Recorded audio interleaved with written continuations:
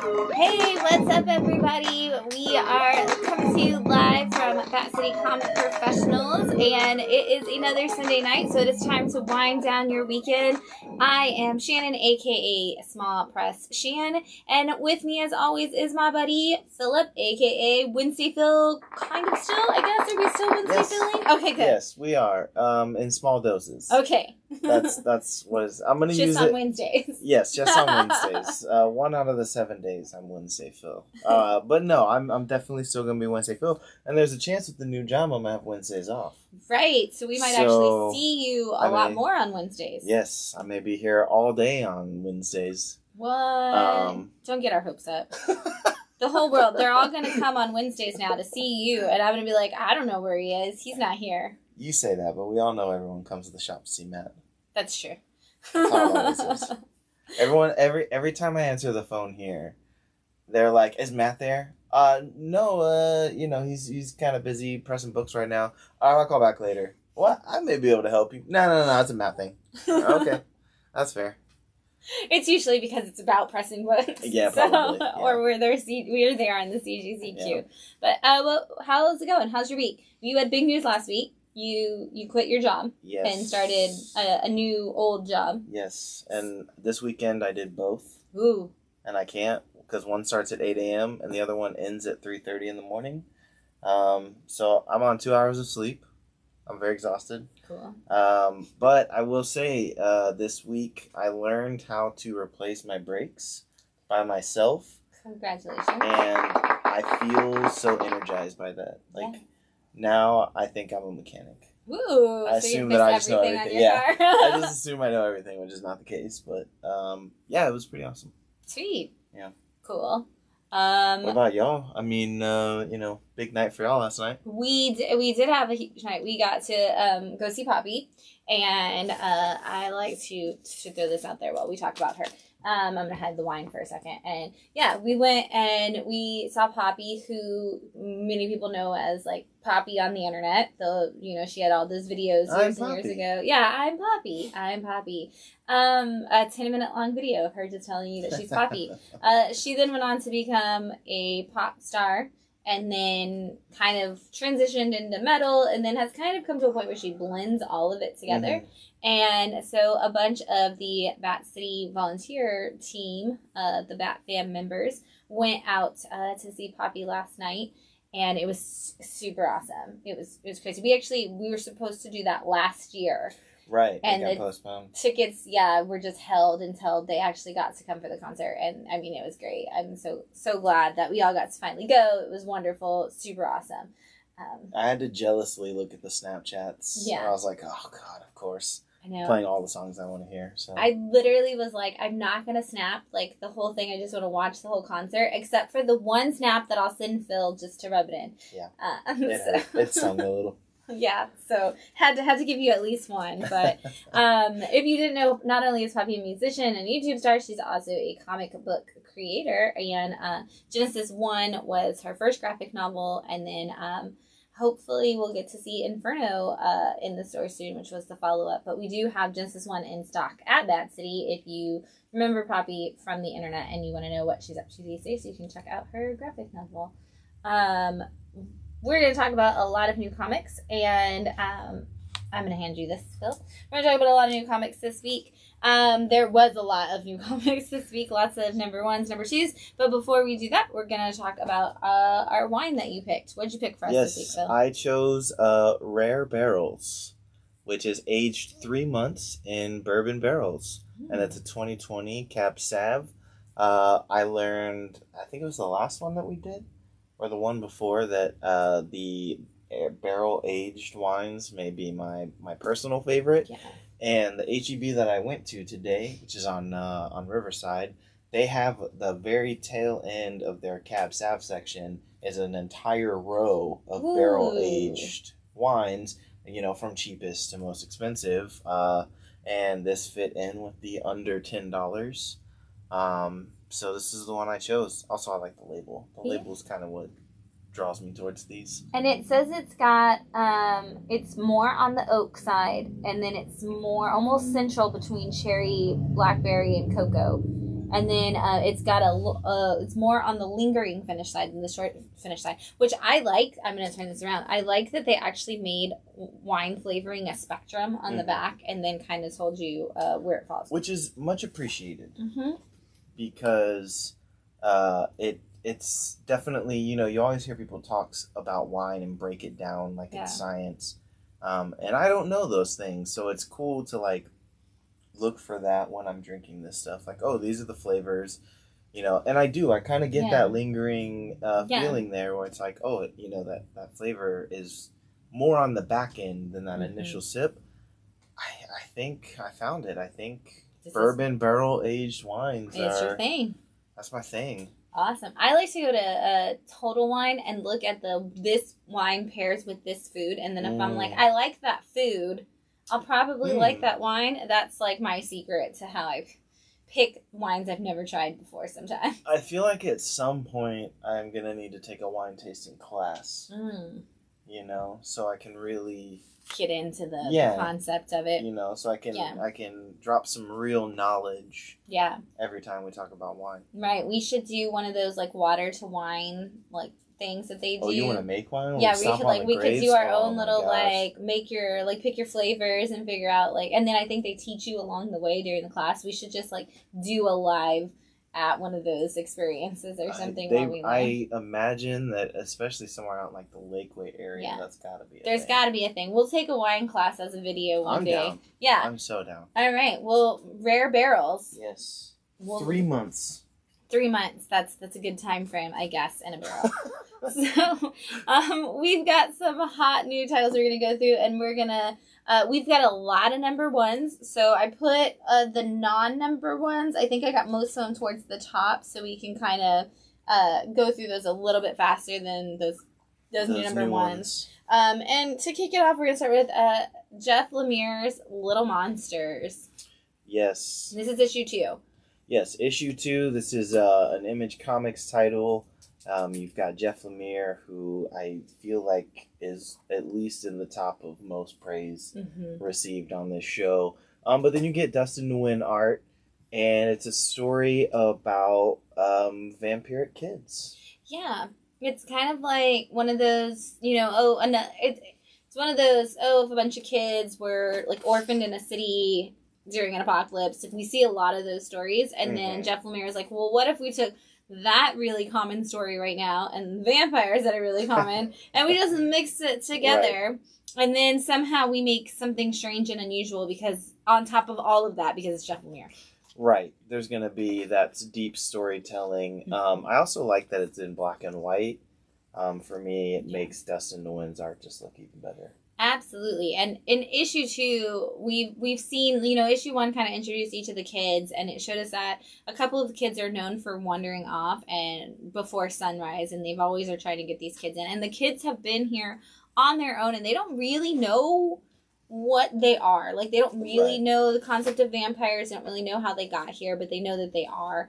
And 2 of the kids are out, wandered off, and they're supposed to be, one of them supposed to be looking for the other, and in this issue he runs across a human man, and they haven't seen one pretty much their entire lives. Right. So he finds a human man who is trapped and needs help, and he has that first inkling of, oh, I'm a vampire, I am the predator and you are the prey, and he has never had that experience before, and so it's really cool to see how that plays into it. And because it is Jeff Lemire, he's like, and you think this is the moment that I'm describing to you as the turn of events, but it turns out that this isn't it at all. And he tells you that while you're reading it, the narration is but this isn't actually the event that you're thinking of.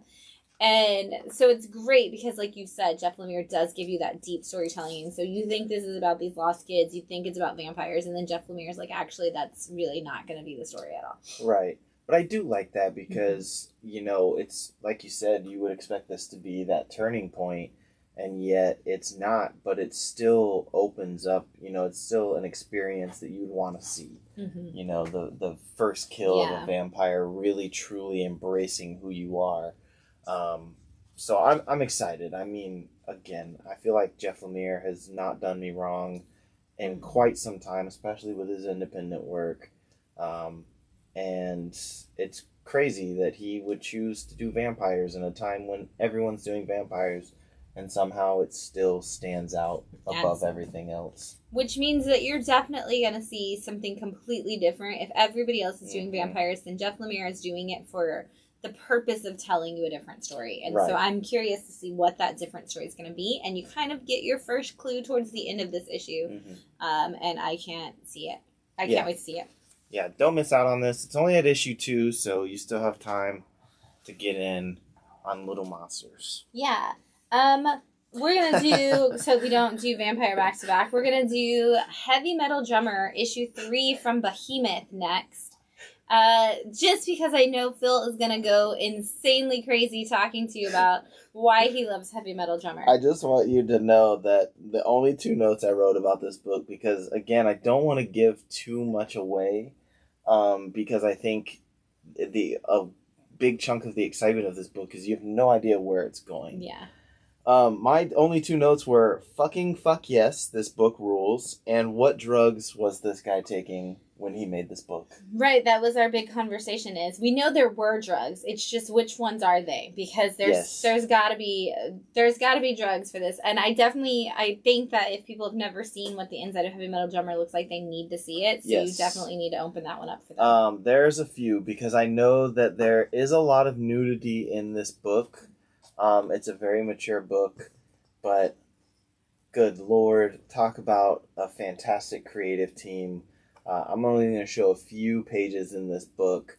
In all honesty, like, the only thing that I can think of with this story is that if you like They Live, the 80s movie, then this may be the book for you. It gets really wild. There's a lot, like, again, I have no idea where this is going. You just need to know that there's aliens involved. And there is a heavy metal drummer who is out to do it. So yeah, here this was the page that like legitimately sold me on this book 110%. It's beautiful. The colors are magnificent. It's just amazing.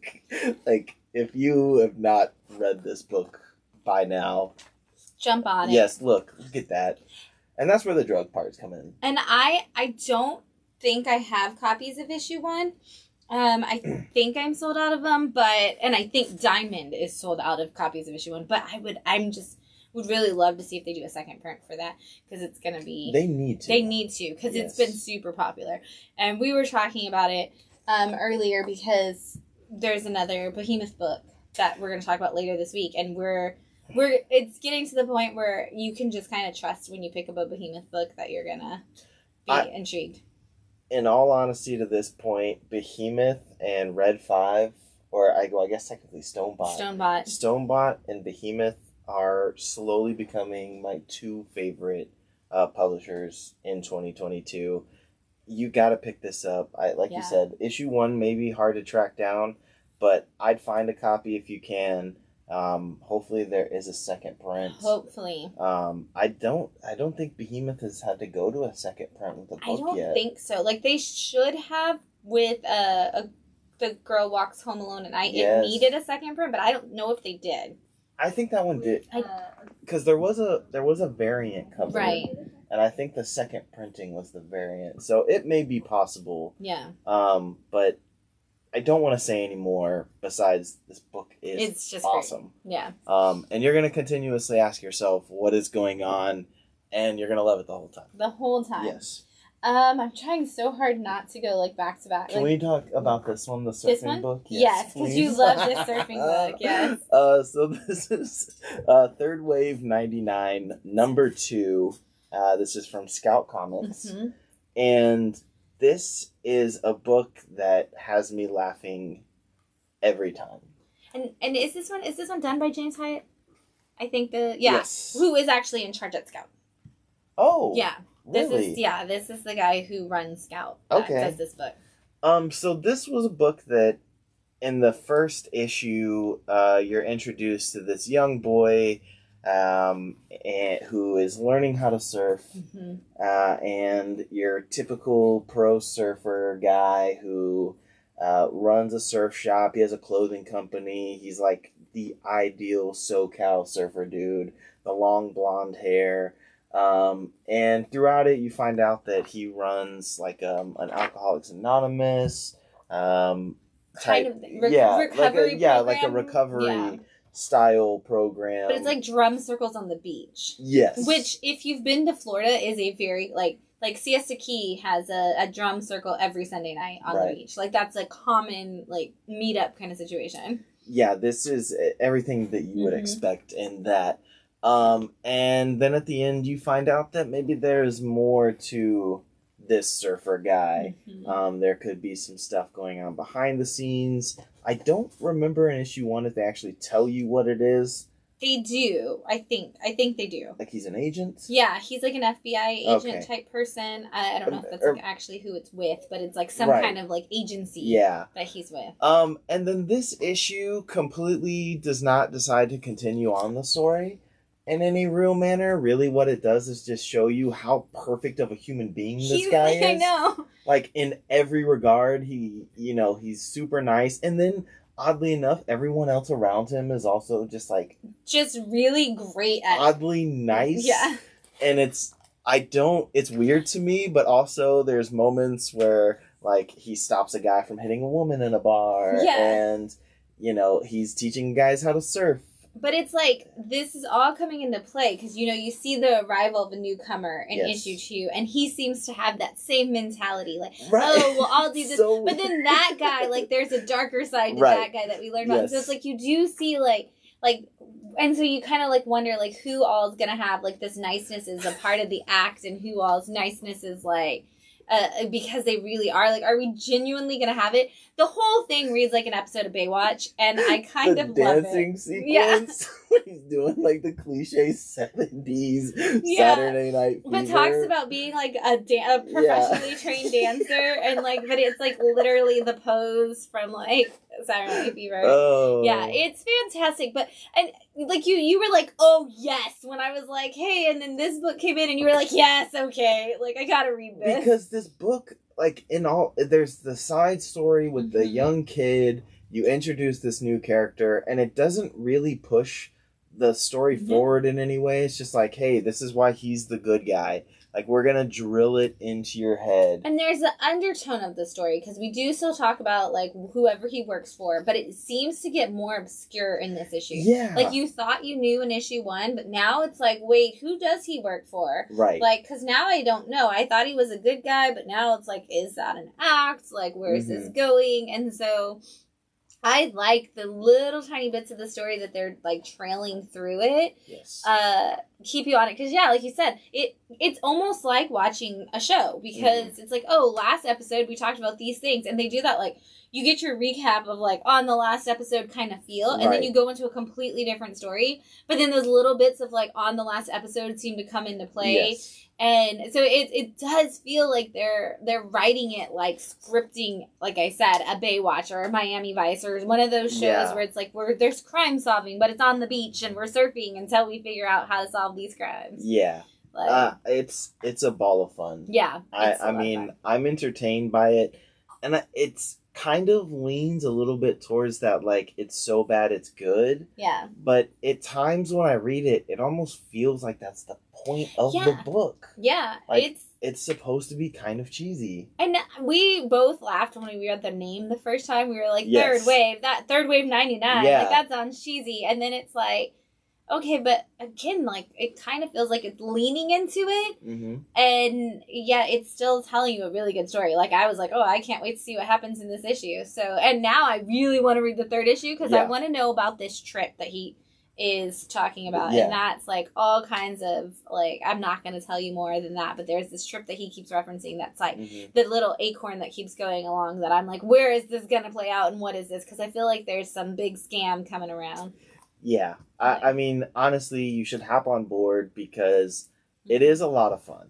The characters are great. There's a little bit of that tropiness to them, but it's like, it's so much so, because, like, by the end of this issue, the main character, I'm like, I kind of want to punch you in the face because of how perfect you are. Yeah. But I'm also rooting for you because you're a cool surfer dude. Yeah, something's going to happen in issue 3 that's going to change the whole thing, and I can't wait. Yeah, and it's Scout Comics. Yeah, it's going to be great. So you know they're not going to disappoint in the end. But yeah, this is one that has been surprisingly entertaining for me. Yeah. Like, I kind of read this issue, like, I picked it up and I was like, I'm going to read this ironically. And then And I got to the end and I was like, damn it, I enjoy it. I like this book. Yeah, it's good. Oh my god, I don't even know where to go next. There's so many books. Okay, we're just gonna keep going in order now. Back to vampires. But still at Scout. Yes. This is Colts of Icarus, issue 2 from Scout Comics. And the Colts of Icarus is some vampires, which is the most, we talk about things that are on the nose in Third Wave. Colts of Icarus could not be more on the nose because they cannot get close to the sun or they will die. Yes. I also love on this first page the big panel where she's looking in the rearview mirror of the motorcycle. Yeah. And there's nothing in it. It's like, okay, cool. Yeah. It's vampires. It's this one, and I think Scout's good at that. Scout's good at, like, taking your tropes and shoving them into the story, but then, like, going, okay, now how do we go beyond that? Like, how do we give you all of those, check those boxes, but then still give you a story around it? Right. And this is another one that I think definitely falls into that category, because you've got your ancient cult of vampires, but then you've got, like, the vampire who's against the cult. And then you've got the magician, like the you know, the wizard or magician or whatever he calls himself, who's, you know, working on his own accord. He's not really on anybody's side, but we have to count on him. He's very, like, Magnus Bane, if you ever saw, like, the Shadow Hunter show or any of that, read the City of Bones books, but he's, like, one of those, like, I'm not on anybody's side except my own, and I'm wonderful, like, magic guy. And then you've got his brother, who's the bookstore owner. Yes. Who's got the classic, like, I'm just here to lead you on your path with the appropriate books. But I also love that they tried to make him, like, a badass in this. Like, they're like, what's your skill? The taxi cab, yeah. Yeah, and they're like, oh, well, that's a vampire, and that's a witch. What are you? And he was like, I'm a small business owner. And I was like, hell yeah! That is a superpower. Good for you, buddy. I do like his, like, he looks like, his brother looks like kind of like a Dave Chappelle skit. You know, like the Rick James, very, like, I like this book because it's got a very, like, 80s goth feel to it, which is kind of how I want my vampire books to be. But at the same time, it's very colorful. Like, instead of being dark and drab, it's a very colorful book. The art's great. There was the second page I showed, the page layout was super cool. I mean, look, these colors are just, they're so fantastic. I love the art on this book. But yeah, it hits, like, everything you would expect. And it, like, even the kind of bomb they drop at the end of this, kind of sort of bomb that they drop at the end of this, you're like, okay, I know where this is going now. We've seen this story before. But it's packaged so well. That you're in. Yes, like, it's such a fun manner that they're going about it. And I know where this story's going to go. I know what's around every corner. But I'm still excited to get there because I think the way that they're going to deliver it is going to be fun. And it's so visually pleasing that this is one that I wish somebody would pick up, like a Netflix or somebody like that would pick it up and turn it into a show, because I love how visually, like, pleasing they've made this book. Yeah. And just how detailed, like everything is. But even, like, when he walks in, when the one vampire walks into the Colts of Icarus home, I was like, oh, this is that scene from Underworld. I remember this. Celine did the same thing, but she was a badass. And I know how this is going to end, too. I was like, here we go. I love this. But I like that because I'm not, like, whenever I get to the point and I'm like, it's all the things they're saying. I don't have to, like, necessarily watch the action in some scenes to, like, I know how it's going to play out, but it's like, what are they setting up? Because I feel like they're setting up to try to take me in a different direction at some point. And so I love being able to just focus in on those, like, little moments, because I already know those big things like that at this beginning point. I'm like, oh, I know this. So I can look at the little things and try to find the clues to see where we're going, but also just have fun with it. And that's kind of what I like about this is when you're reading the vampire books. I mean, we talk about Rise of Dracula, you know, and kind of the messages that are in this book, whereas this is just kind of the fun one. You know, if you're looking, like, if you want more vampires, you know, maybe you just finished Little Monsters and, you know, those tiers are slowly starting to build Because Jeff Lemire broke your heart in some way. Yes, and I feel just like he's going to every time. Every time. I think this is a nice, fun one to follow it up with if you still kind of are looking for more vampire books. And if you are a Scout fan and you read By the Horns, this kind of has the same, like, fun feel and bright colors that By the Horns has, but now instead of doing it in that fantasy, like, unicorn world, we kind of see those characters like if they were in a vampire world instead. Yeah. And Chad just commented and said that he finally read Colts of Icarus #1, and you have a rock star vampire savior. Yeah. And he is 100% in, and you're welcome for my consistently spot on recommendations, as you called them. And yeah, we'll throw an issue 2. This does not have the velvety soft cover. Chad asked us to have the same velvety soft. Right. I think that is just kind of a #1 situation for Scout or their prestige format. I like that. But yeah, the #1, I had to like put one aside that was just mine, just so I could tell people like, touch this book, because like I don't want you to rub your own book, but like we have the one copy in store that you can rub, so you can feel how soft it is. Like you put it on display just for everyone to touch. Right. Scout Comics does this really nice crushed velvety feel. Like. But yeah, it's definitely pick it up. Yeah, grab a copy. And if Chad's liking it, that's another reason to pick up a book. Right. I've learned that if Chad's enjoying a book, that means it's going to be something. And if you don't know Chad in the comments, Chad Bokelman is the runner of the longest running Green Lantern podcast ever, called the Lantern Cast. So you should check it out. Chad, you should drop links in the comments so people can follow along. Also the host of Creative Credit, which is all about small press books. So yes. Yes, next up, speaking of small press books, this is a Blood Moon comic. It is Usher of the Dead issue 2. This is the one that I'm going to tell you will make you want to like pay attention to Blood Moon comics if they might be going in some directions like Usher of the Dead. Yes, because I feel like we've kind of been on the fence a little bit, but I feel like this book is so good. This book is so good. Issue 1 was a pick of the week. So. Issue 1 was a pick of the week, and so I was really excited to read this one. This was actually the third book. I kind of, rank them in terms of how I want to go. Third Wave came in second just because I was like, I have to read it ironically. This one, however, I've been sitting around patiently waiting for this one just because of how fantastic that first issue was. The Usher of the Dead is a character that, like, you could tell me that story a million times. Right, give me action figures. Yeah. Give me action figures. Give me t-shirts. I love the character design in this. But this picks up where issue 1 leaves off, which I think they're brothers.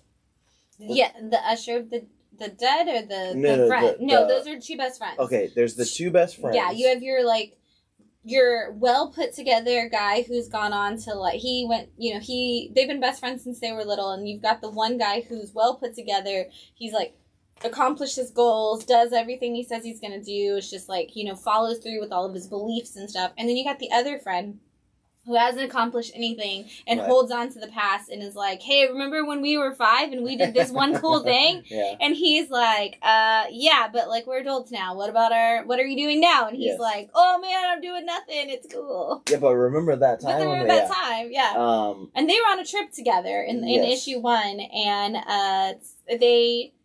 the trip didn't go so hot. No, it didn't. Or maybe it went too hot because we had a demon from hell show up and attack them. Yeah. And we pick up right where we left off with the demon talking exactly to the good friend, we'll say, and threatening him still. Yes, and this is honestly, I feel like that in this how this issue starts. This is kind of like introducing the villain to the story, like the big bad, who from what it seems like is going to eventually face off against the Usher of the Dead. That's what it seems like this book is headed. But so you get that, you kind of get his journey to where he's heading, but then you also get a bit of the Usher of the Dead backstory in this issue. And the world that he has built personally for the dead. My you could keep this going forever. You could give me so many spin-offs of all the different realms of the dead that he's built, and I would read every single one. There's even a map in here. He has a map! Which is like the first step to, hey, we're going to world build with this book. And I love it because he's, like, drawing it himself. Yeah. He's like, oh, so, like, this is this section over here that, like, this is where I put these people. And then it shows him, like, working on this other part of the map. And the fact that this guy that's in charge of ushering people from the living land to the land of the dead, the fact that he lives in a world full of books and just draws maps makes him my favorite character in this story. I'm like, you're like every time we have these great characters that, like, we've romanticized death with, we always give them all the best stuff. Like, and this one has books, and he's got maps, and he's making all these cool realms that he can develop. And if you didn't read issue 1, which I do believe we still have a couple, if you didn't read issue 1, he talks about, you know, that they're for him, there's not a clear difference between good and evil. Correct. Because for him, everybody comes to him at some point. But in this one, he does kind of say, there is, however, a difference where I place you. Yes. And where I send you. Yes, yeah. Which I love. I do really dig that. And I like that he kind of continues on with this, like, this is the burden that I've been placed with. Yeah. Right? This is the tall task that I've been handed. I gotta be honest, this book kind of gives me, like, small press Sandman vibes. Yes, very much so. Very much Sandman vibes. Like, if you like Sandman and you're thinking, I wish they could do something in that realm, I think this is the book for you. And I think you're gonna enjoy it. Like, I loved Sandman, and I also love this book. I love this book, yeah. It's really well done, and, I mean, like we've said, I just want the Usher of the Dead. I want his story forever. Yeah, this has easily been one of my favorite, like, really small press books. Really small press books, and this is, you know, we talked about with Blood Moon, like, a couple of weeks ago that, you know, they put out a bunch of books all at one time a few weeks back, and they were, you could see formatting and lettering was something they were, like, trying to get together, and, like, how they were going to set up their stories in general. And now with Usher of the Dead, it's like, oh, you've not only figured it out, but you're, like, jumping ahead, like, exponentially with how you're going to do this. And I'm so excited to see this continue, and I hope that they keep it going for a while. I hope he has, like I said, I hope he has spin-offs of all the different worlds that they're building.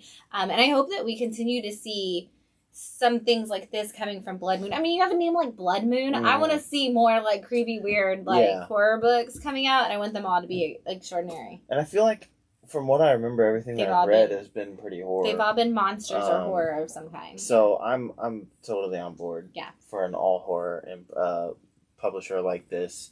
But yeah, this, if you're gonna pick up a Blood Moon book, this is the one to go with. And two, it just, like, this book shows that there are some really talented small press publishers and creators who hopefully this, you know, we can, in the future, look back on this book and be like, hey, this is why they're writing for Image or Dark Horse now. Or that this is why we know the name Blood Moon in the same way that, like, we know Boom or, you know, Aftershock or Vault. Like, I hope that some of these smaller presses that we are talking about become those, like, those indie tiers that we do know. Yeah. Next up is Jim Henson's The Storytellers. This is part 2 of the Shapeshifters series.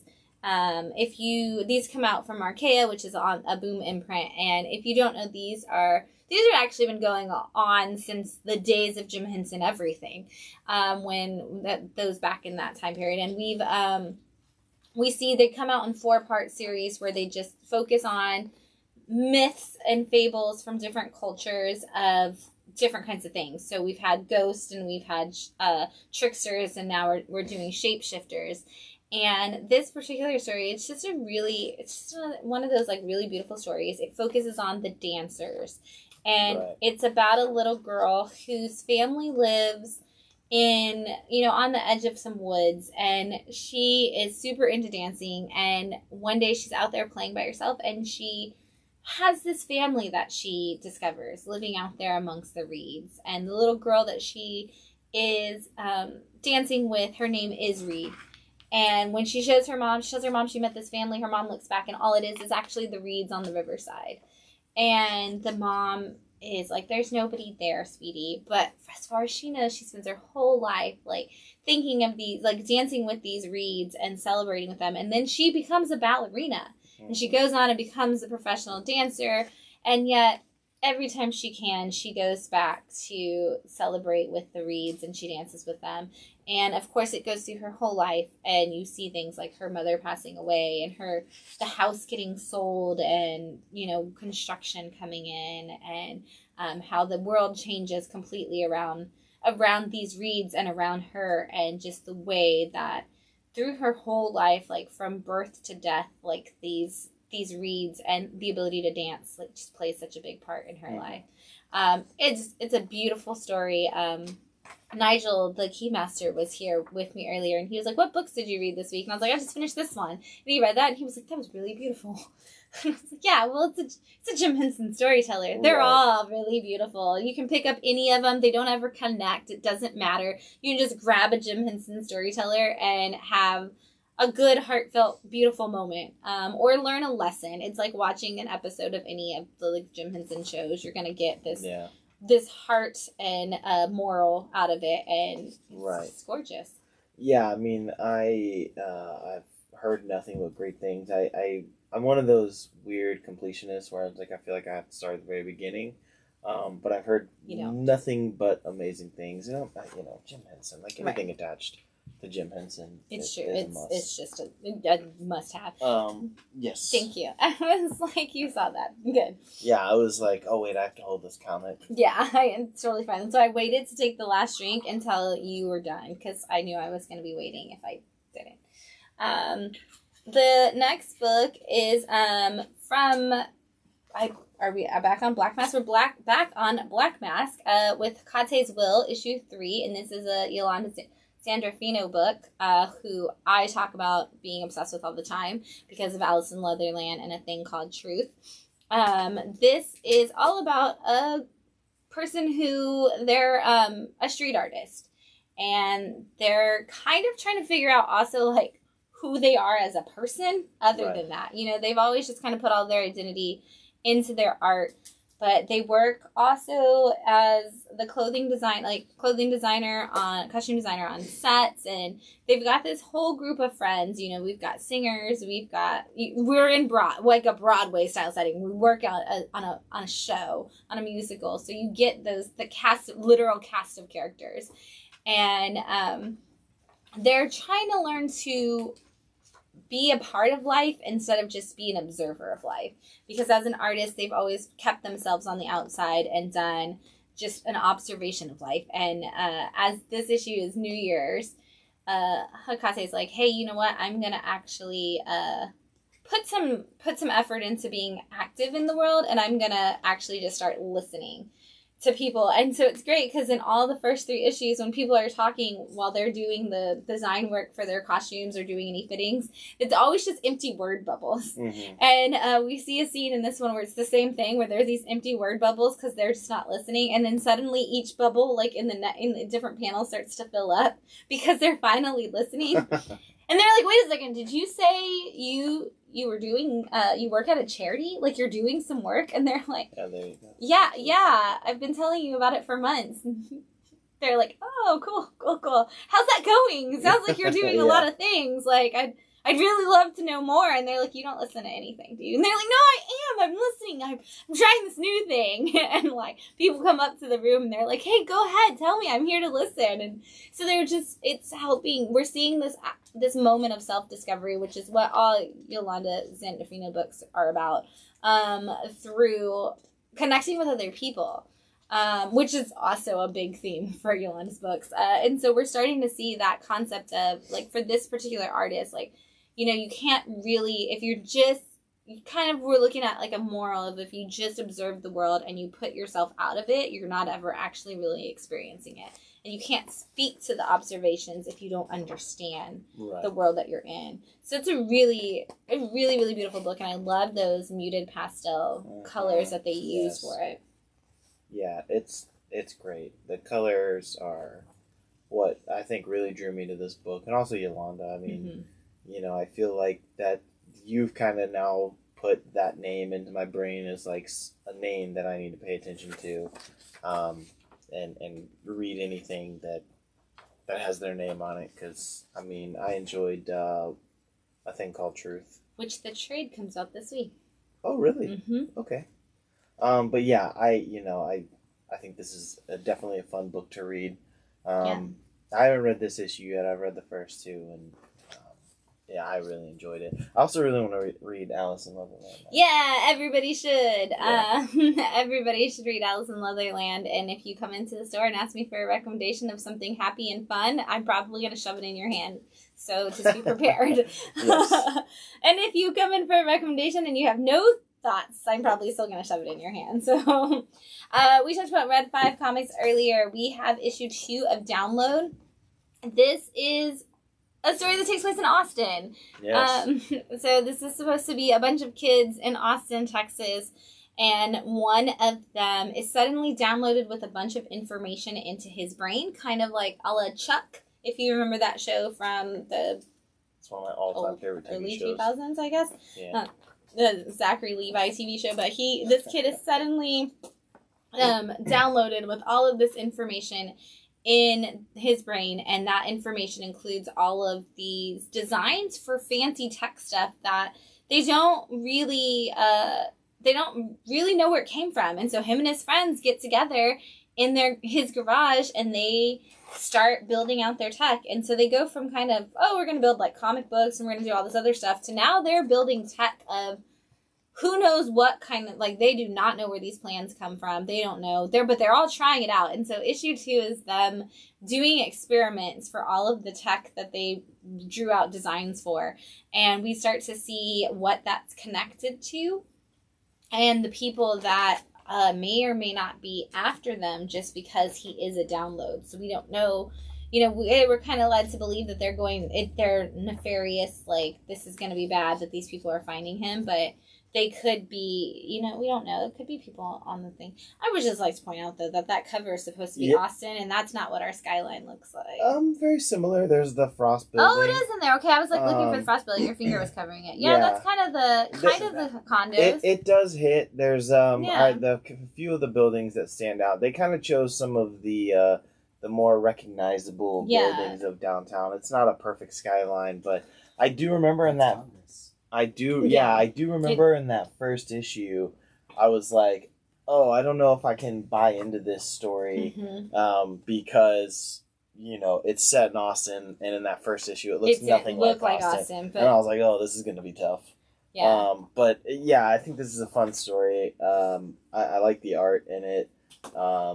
And I will say the one thing I 1000% want to congratulate them on is thank you for knowing that Austin is not a country town. Because anytime somebody else puts that people are going to Texas on like shows or comics or anything, they're always in like, they went to Texas. Where'd they go? Austin. And then it shows everybody like in chaps and cowboy hats. And I'm like, and there's no big buildings at all. And it's like, where did you go? What research what Google machine did you use? Well, there's this...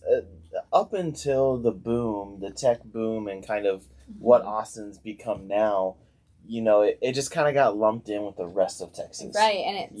like I remember I moved here when I was 10, and the first time I went back to Atlanta, everyone was like, so everyone rides horses out there. Do you have your cowboy boots now? It's like... Yeah. It's not that at all. I was a admissions recruiter when I was in college, and that was a call. Anytime I called somebody from outside of Texas to talk to them about where they were going to school, they always said, I don't know how to ride a horse, so I don't know if I could go to your school. And I'm like, I promise you that will never be on any test. Like, you don't need a horse to get to class. Like, you're totally fine. You drive cars like everyone else. Right. Also, you're on a college campus at a private university. You just walk. Yeah. But that said, that is a Red 5 is one of those publishers that's been having a lot of the paper shortage delays. That's why I set it down. Issue 2 did come out, but issues 3 and 4 also dropped at the same time because it has been so long. So I'm not going to tell you what happens in issue 3 and 4 because I want you to have to catch up. I want you to have the time to catch up, and they're going to be here. They're here. You can come grab all 4 issues at one time if you want, or you can take your time, because even though they came out all at once, you still can pick them up like week by week if you wanted to. Yeah. So, yeah, if you want to see this awesome story about kids, and it's that classic, like, I mean, if you like Stranger Things, where it's like the kids are on their own and they're making their own inventions to try to like stop the bad guys, even like the Goonies or anything like that. Like, this has all of those like kids on their own feel. With a grandma who just randomly shows up and yells at them. Like, she comes in at one point when they're doing experiments and is like, "You guys really need to clean up this garage. It's starting to look disgusting in here." And it's like, yeah. And they're like putting away the giant gun that they've just built that freezes people. And the grandma's like, I mean, what are all these pictures? Just like put them away. What are all these things? And I'm like, I love it because grandmas just don't pay attention to like the details. They're just like, I see mess. This is awful. Which is so, it's kind of weird because honestly, like, I grew up in a suburban part of Austin on the Lake Travis, Lakeway area, and that's how our parents were. Like, they let us outside. They kind of let us do whatever we wanted.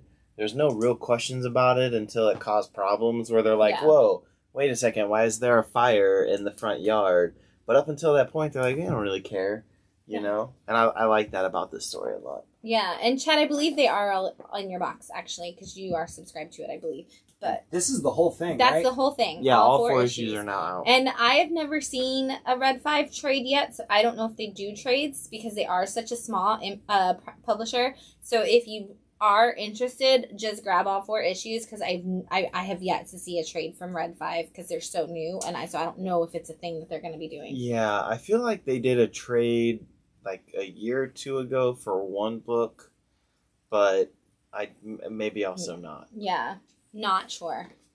It's hard with small presses because sometimes they'll get some will get a trade and some won't, and then it just ends up being a thing. Switching back over to Scout really fast, we've got Distorted issue 2. This is your standard superpowery book. This is kind of in that like Radiant Black vein, but it's for younger. It's younger superheroing. So it's kind of like that where it's that person who has we're in a world of superpowered people, but not really at the same time.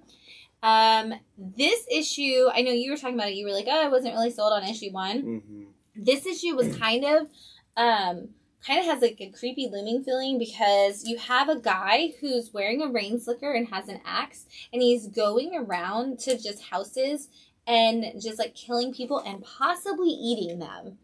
And it's all because he's like on this hunt for the distorted is what one of the kids calls the fact that they have powers, because he's like, we're kind of just distorted humans. So they are going to try to obviously make some of those like X-Men style references of like, oh, having a power makes me the unique and the different, and I'm treated differently, and use that for that conversation. And because they are teenagers, they all feel or younger. It's like I haven't seen any of them that have been adults yet that have powers. It's all teen and kids. And so it is going to give that conversation of kids like and teenagers feeling like if I'm slightly different from the normal, then I'm not accepted at all, and I'll never be accepted, and like that anxiety towards that. But now you add in this guy who's literally hunting them down and like chopping them up and eating them. And I was like, whoa, that villain came in hot, like real fast. So it's kind of like, where is this? Like, and you don't really see that. Like, you're not sure. You're like, I think that's what he's doing, but it's like it shows him like find people, and you get like horror movie like Michael Myers kind of kills out of it. So it's like there's one point where he like hits somebody with the axe and he leaves the axe in the wall. So, like, the head stays, like, sitting, like, on, like, the axe is holding the head up, but, like, the body falls. And I was like, oh, my God, that's, like, way crazier than I thought this was going to go for the fact that it's all, like, teen and kid characters. So, it got there fast. But we're still slowly developing, like, that emotional connection with the characters. So, it's kind of, we'll see, the issue 3 turn point kind of thing is going to be a big one, because we do end this issue with pretty much the same exact panel that we ended issue 1 with. And so like that, we had that full page panel at the end of issue 1 that was like, oh, where is the setup going? And then issue 2 like just puts that same panel basically in it. And it's like, oh, this is still a thing looming in the distance, and we got like a little bit more of it. Right. And so I kind of like that as like a teaser to your like what's gonna happen if you just give us like a piece of that puzzle at the end of every issue until you finally get to that point of the story. This really honestly just makes me want for Marvel to do a crossover with like is it Next Gen or Gen X or whoever the kids, the teenage team. Like, give me New Mutants, but with Michael Myers. Like, drop Michael Myers into Xavier's school, and let's see that back and forth. Like, that's kind of the vibes I'm getting. Well, let's take magic out. Let's put in some of the like Glob Hermans of the world, the ones that aren't like overpowered. You know, kind of the more quirky X-Men. Yeah. I can see that. That's kind of how this feels. Because they don't really have anybody so far that's got a big power. Which is a great concept. Yeah. You know, I'm on board with that. Like, let's... A serial killer, but maybe this serial killer is going to walk into something he can't handle. Yeah. We've got a couple endings this week before we get to our number ones. First up is number 5 of Buckhead from Boombox, which is the teen imprint of Boom Studios. And this is basically... What if, you know, your town was turned into like a Stepford Wives kind of disturbing behavior kind of town, but it was all controlled by a company who was doing it through a video game, and the only way you could save the day was by getting into the game and defeating it.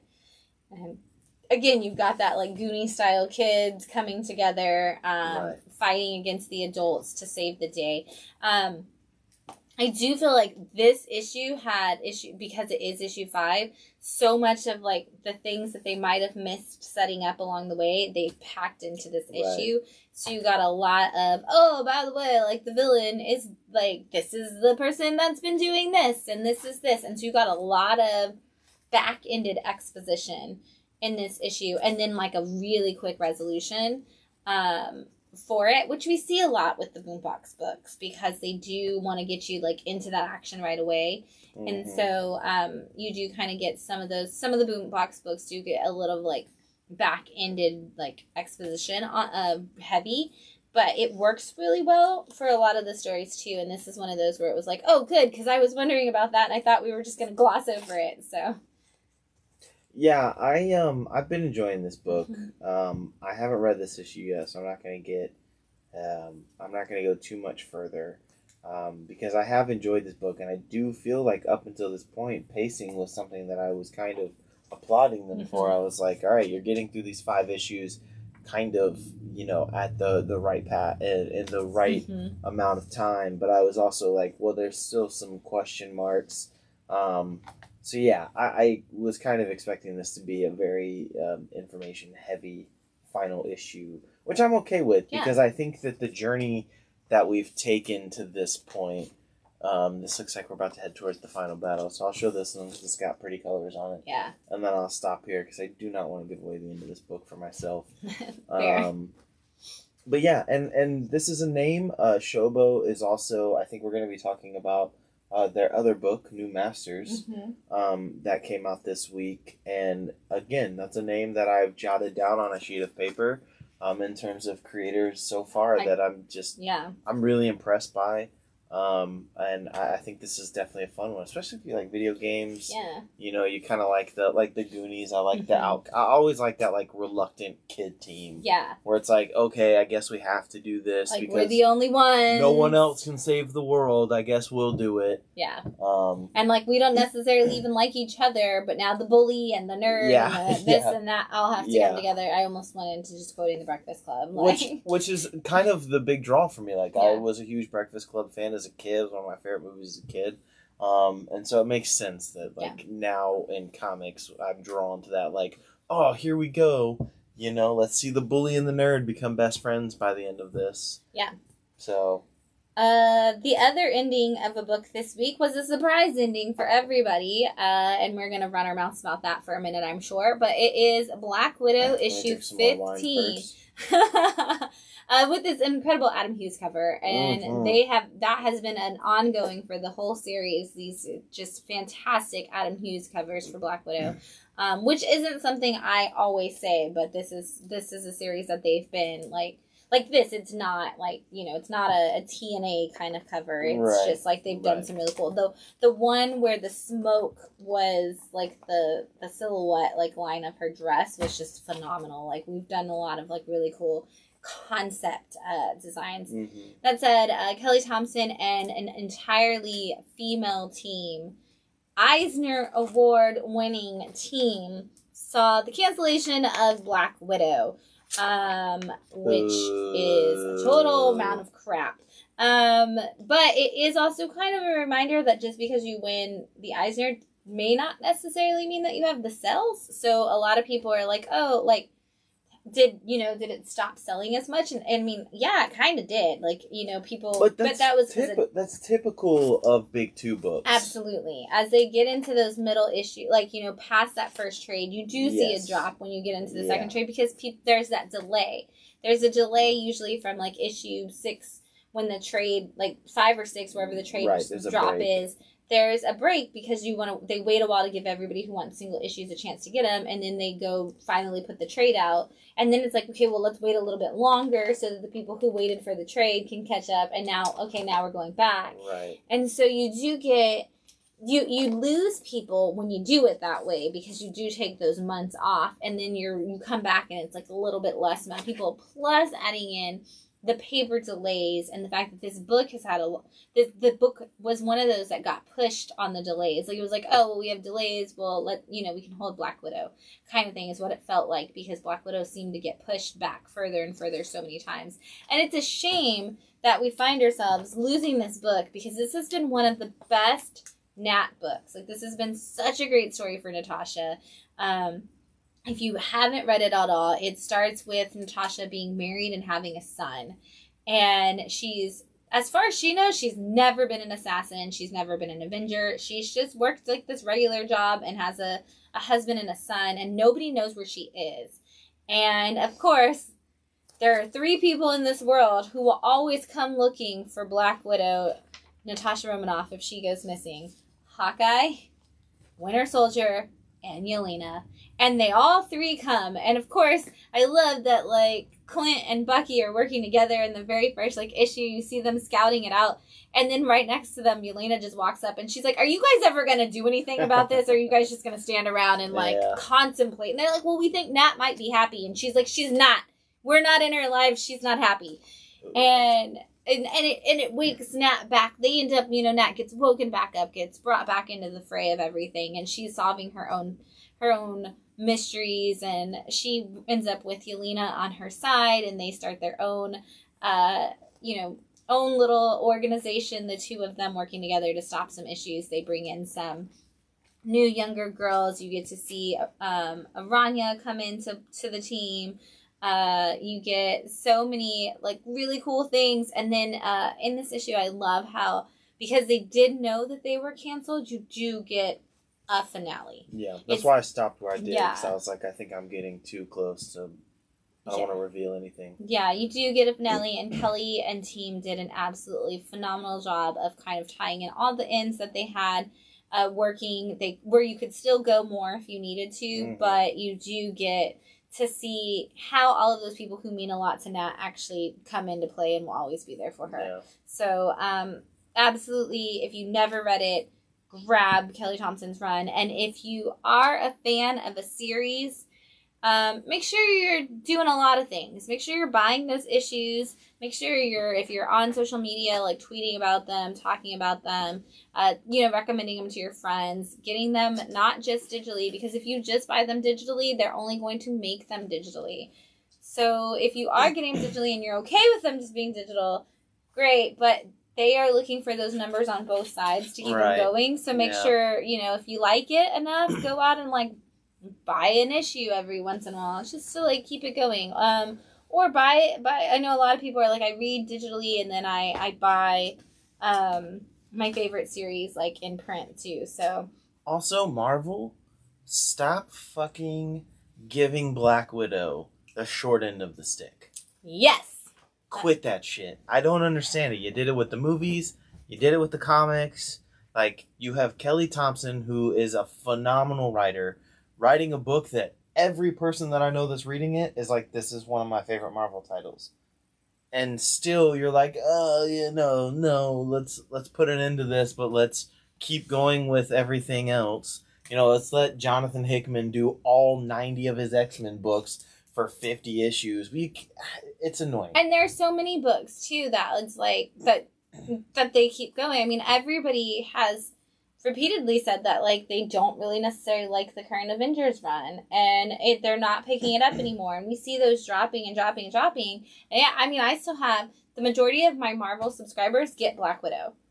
They and yet it does go you know, and I've seen some people who have stopped getting it like or don't get every cover anymore. Mm-hmm. But for the most part, I still have the same amount of subscribers that I had at the beginning. Right. And maybe it's because those numbers didn't increase, but like you said, when was the last time you saw them advertise that they had a Black Widow series? Exactly. When is the last time that they've pitched Kelly Thompson and said, hey, we've got this incredible... We have the Eisner Award winning... An Eisner Award winning best series like, what the book. fuck? Like, I haven't heard anybody mention that. Like, when you read all the things, it's like they're talking about all these books and all these books and all these books, but they never say, oh, by the way, like, we beat James Tynion.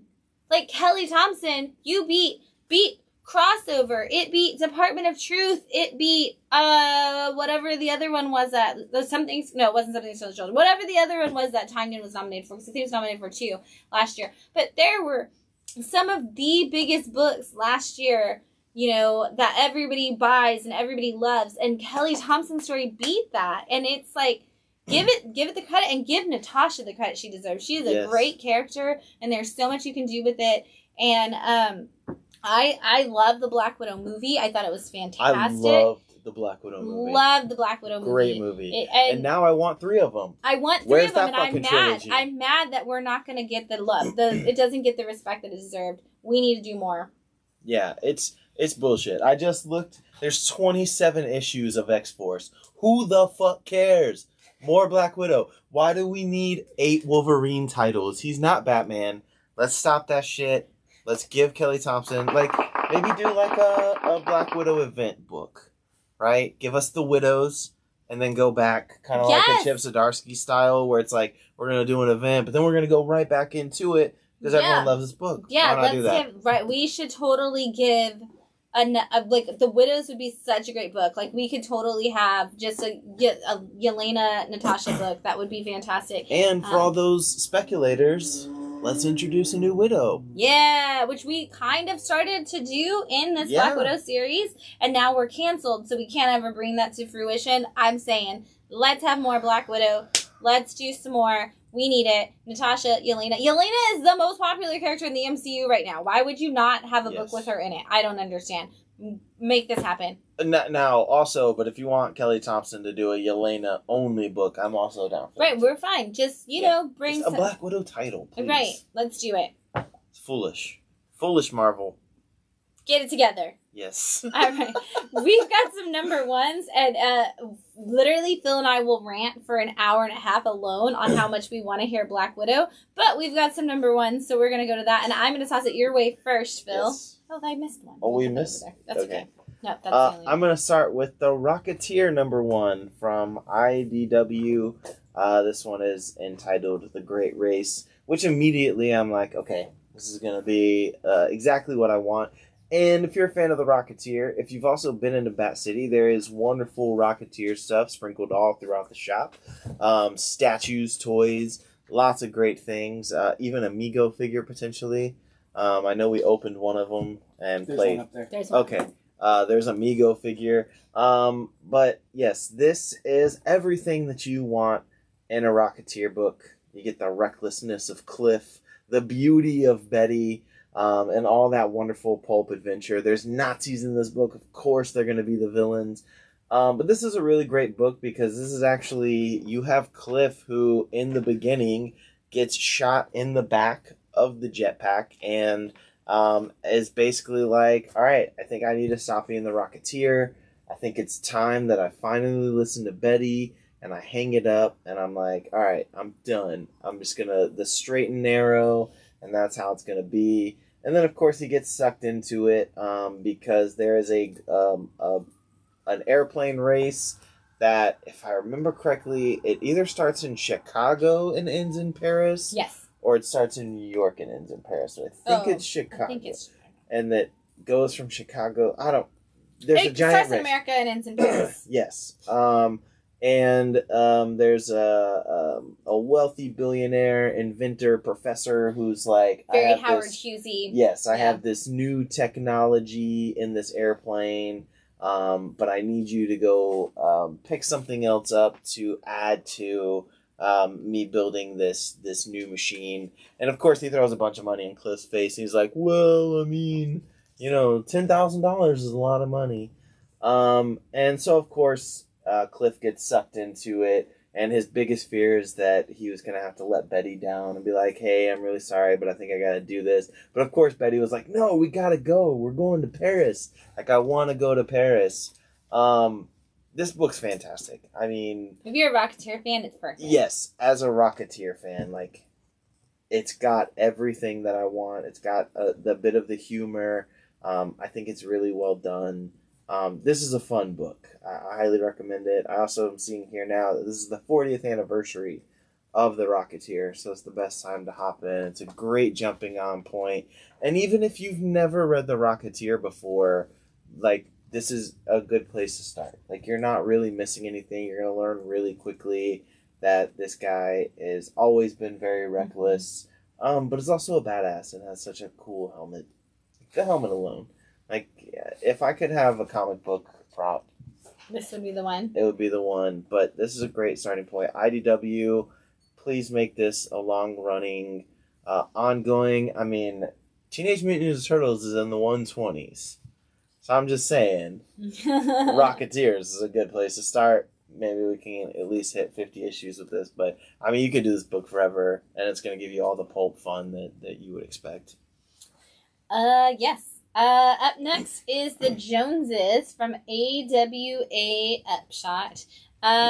This is the AWA Upshot universe starts with the Resistance, and a lot of the books are that classic, like, not connected, like, you have all the different things, but within the AWA publishing sphere, there is a superhero universe that started with Resistance, which was a pandemic hit the world, and most of the people, like 400,000 people died. Those who got the virus and didn't die got superpowers. And every once in a while, a new book comes out that connects to that universe. And the Joneses is one of them. It is all about a family that lives in, like, the suburbs of Chicago, I believe, because everything takes place in the suburbs. Carlisle, yes, 20 miles west of Chicago. Yeah. Our resident Chicago expert is nodding. And so we have this family that lives in the suburbs of Chicago, and they all have superpowers. But they, because it is keeping up with the Joneses kind of situation, they want to make sure that they don't actually act on it. Like, the mom is like, we can't do that. It's not proper. People will pay attention to us. What if we hurt somebody? What if, like, somebody discovers us? Like, we can't do this. And everybody in the family is like, of course, of course. And so the son, bullied all the time, doesn't ever fight back, doesn't want to do anything about it because he doesn't want to use his powers and get his family in trouble. The daughter, who's a teenager, is like, I don't care what you say. I'm going to use my powers, and I'm going to, like, do whatever I want because I'm a teenager, and I'm rebelling by helping people, which I love. And then, you've got the dad who is acting as a superhero on the side and not telling the wife about it. Kind of like The Incredibles. Very much like The Incredibles like situation. The adult version of The Incredibles. And very much an adult version of The Incredibles. And I love it because this issue has them going to, like, the local community meeting, And it's all of the people from the community coming together, and they're talking about how, oh, well, you know, the people with the superpowers, like, they're the bad guys, and like, we, even if they're good, they're bad, because like, who gets to determine who gets to use powers and who doesn't. And you got the, like, we need to do something about it. And you've got, you know, the people in the community who are like, no, you can't just discriminate against people because they're different and because they have superpowers. But then, of course, they're the ones who are out there also petitioning to, like, not have them in their neighborhood. And they even mention, like, oh, well, on the neighborhood app, like, you've got all these situations going on with the superheroes. So, great addition to it. This is one of the few in the Resistance universe books that isn't written by J. Michael Straczynski. Oh, nice. Most of the Resistance books usually end up being a Straczynski book. This is a completely different team, and it was a lot of fun. And if you're fans of things like Incredibles or your superhero universes, especially those families where it's like the one person doesn't know how to control their powers and the one person's doesn't want to use them, but then you've got the one who doesn't understand why we can't use them. You get all of those, like, character tropes, but you do see it as, like, an actual family where it's like the mom, like, they're sitting at dinner at the end of the day and they're talking about it and they're trying to all hide it from each other and yet kind of have those conversations. So great family drama, and AWA is so good at those realism stories, and so even their superheroes fall into the realistic things. And I think this is going to be a great, like, oh, the neighborhood doesn't want us to talk about who we are and be who we are kind of situational books where it's like, oh, well, you know, doesn't matter who you are, your neighborhood, your HOA is never going to approve kind of thing. Yeah. So it's cute. Yeah, I do enjoy the family superhero dynamic. You know, I think that was kind of something that was really appealing to me about the Fantastic Four and my longevity for reading the Fantastic Four is, you know, they eventually introduced, like, Franklin. Yeah. And the FF and kind of that family aspect to it. I do enjoy that. And, of course, The Incredibles was a really great movie. So, yes. We've got another new publisher to talk about, and I'm going to just put all their books together because there's 3 new number 1s from them, and I think we've had 1 book from them before, but it's Advent Comics, and we'll start with Fists of the Dragon, and this is issue 1 of that. This is so they're building a universe, which I didn't know. This was the only one of the 3 that I read, although I'm looking at this and there's a couple of other ones that I kind of want to read. This Pantheon book looks kind of dope. Oh, yeah. With the electricity. This is, if you've ever seen a Bruce Lee movie, there's also a Bruce Lee quote in the beginning of this. And it's called Fist of the Dragon. Yeah, it's called Fist of the Dragon. There's even, the guy who quotes the whole water and the glass and that whole thing. This is basically that meets Mortal Kombat, but also the Justice League is kind of in it. Right, it's like if Shang-Chi entered into Mortal Kombat. Yes. And the weird thing is, which I'm going to kind of say this is my first negative to this book, is that a lot of the characters in this book look like characters in Mortal Kombat. Yes. Like, the villain looks like Sub-Zero. They just drew, when you get to, the list of all the different people, they're literally just putting in Mortal Kombat characters. Yes. They're designed exactly like them, which I was, both here for it and, that's, we could have done it differently. But I was also hi, I get what you're doing there. It's kind of are you trying to homage it? Because they kind of mix it up just a little bit. So it's are these, homages, or did you just, use the Mortal Kombat designs for it? But yeah, that was one of those where I was oh, I see what you're doing. Yeah, it was kind of odd, and I wasn't really sure about the Mortal Kombat aspect, because in this page, that's the Deathlock from Marvel, and I was okay, so this is you're ripping off Marvel DC characters, kind of like Avengers type stuff. And then let me find, okay, there you go, there's your villain right there. That's Sub-Zero. It's even blue. Yeah. He's not wearing a hood. That's the only difference between him and Sub-Zero. But the point of this book is the number 1 martial art hero who is a part of the Justice League, who happens to have a Watchtower satellite in space, is he's having a conversation with one of them, and he's oh, there's a tournament of champions that's taking place, and you have to go do it. And he's like, well, I guess I'll go fight because the bad guy that I really want to defeat is in that tournament. I'm grateful that we are seeing a lot of small press publishers take these chances and put these books out. I also like that we're seeing a lot of them put books out in bulk because it kind of gives you almost kind of like when DC did Rebirth. It's like, here's a line wide of what we're doing. So you can kind of see if it's going to work for you. Yes. Yeah. This was a bit of a miss for me just because I felt like there was too much of yes, we get that you've seen Kung Fu movies. We get that you've seen Mortal Kombat. You're a fan of all those, but it was a little too on the nose. Yeah. I get that. But then when I saw some of these other books, I was like, okay, I'm a little bit more curious about the universe side of it. Yeah. Like, this is a Black Star line, and this is a family of essentially superhero-type people who are in the part, like, that kind of looks like they're in Africa, but they are kind of in ancient Egypt at the same time. Because it is in that ancient time period. We have the pharaoh. We have Nefertiti is the bad guy. But they have like futuristic tech at the same time. So you've got a family who kind of does have like that Black Panther feel because you see Shuri and this girl. And they kind of, and it's a grandfather, the parents, and then we have the granddaughter is who's telling us the story in like a saga kind of way because they're the baby.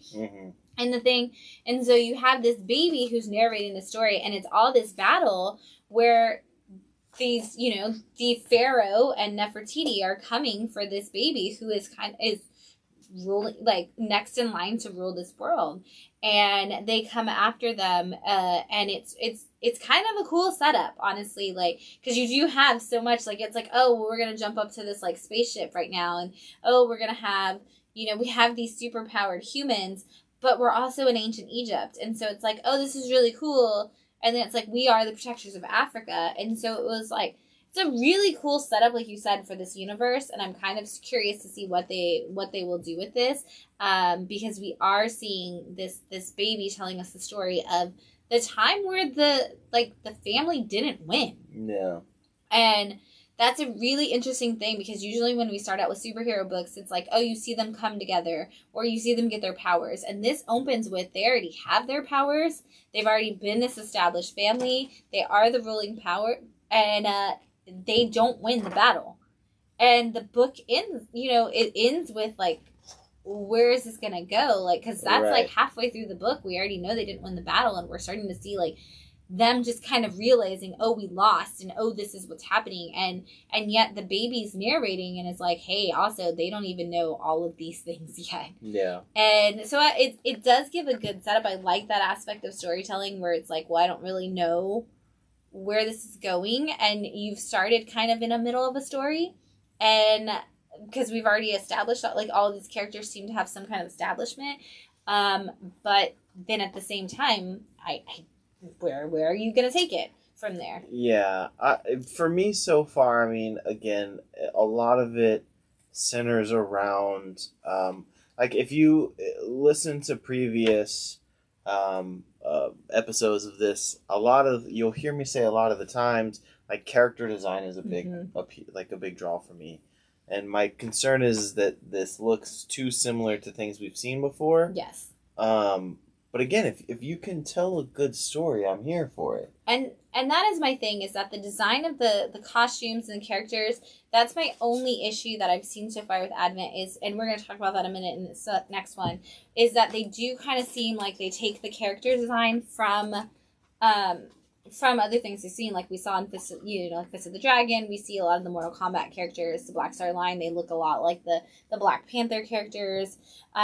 Sunshine has a very, like, the back cover, she literally is just wearing Jean Grey's Phoenix costume. However, this was my favorite of the stories.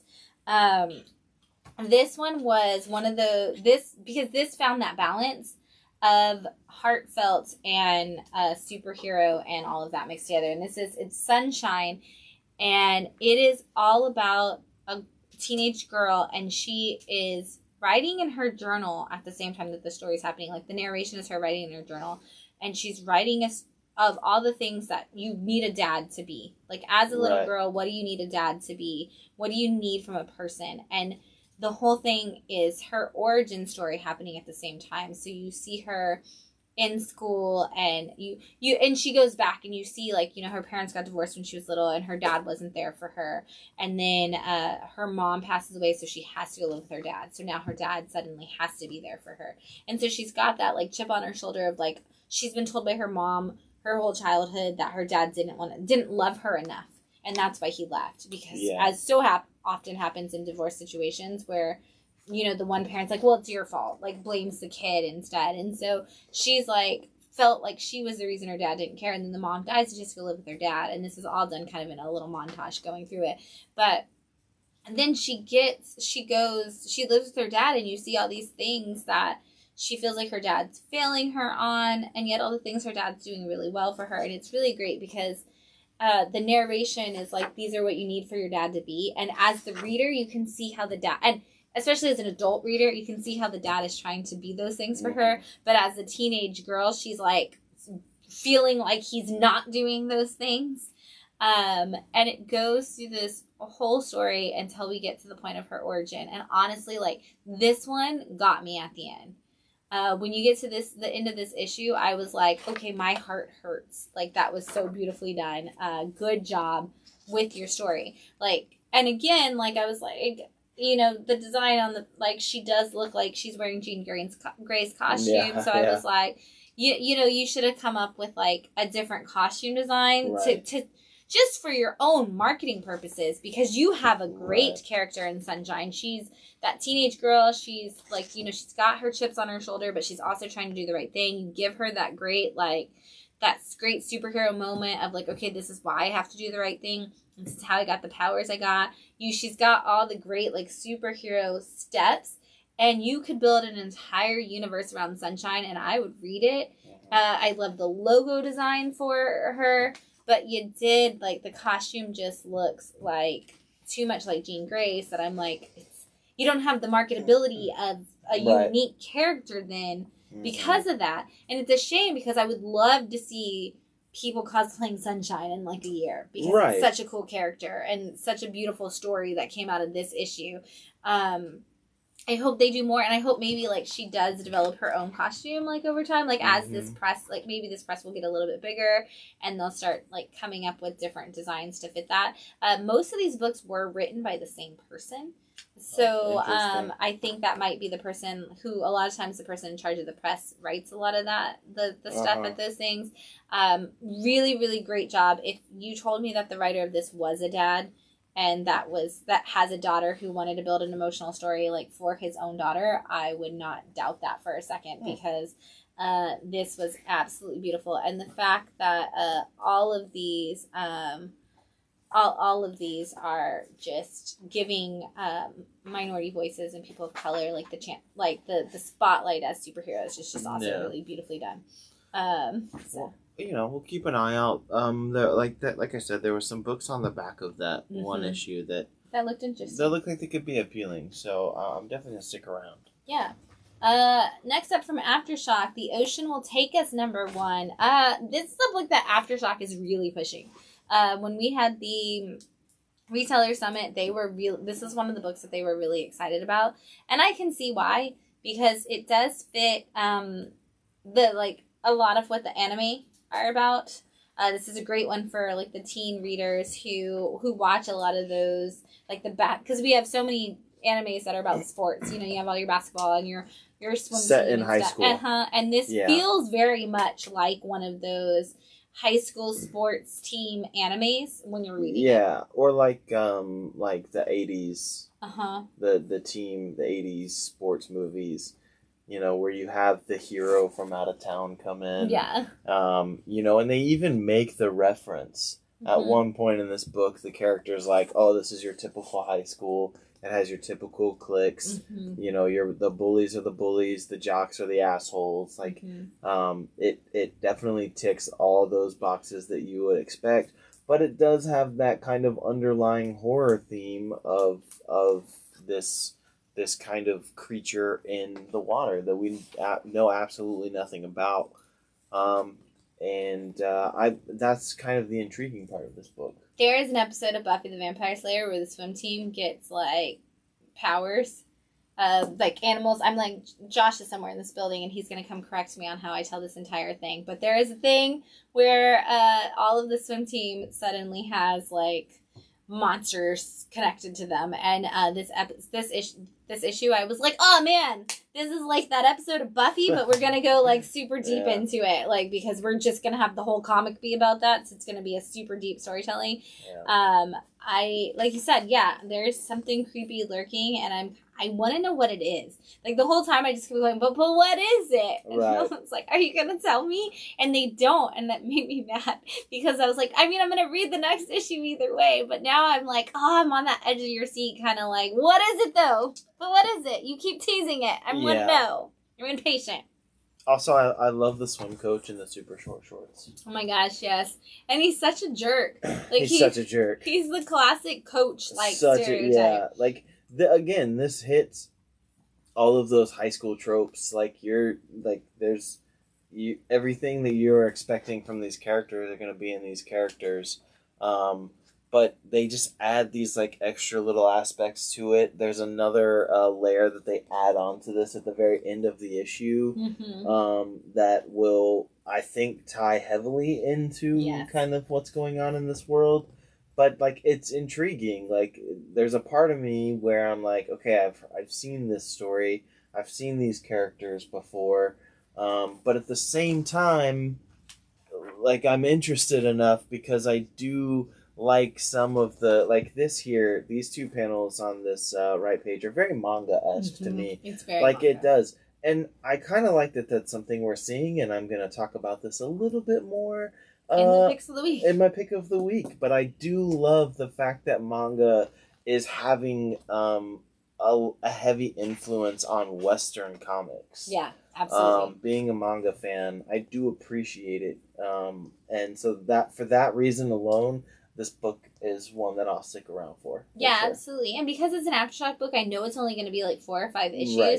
So I'm going to get the full story in a quick, or at least enough of like this volume that I'm going to know. Yeah. And I like the main character because he's just cocky enough, but also like not a dick about it.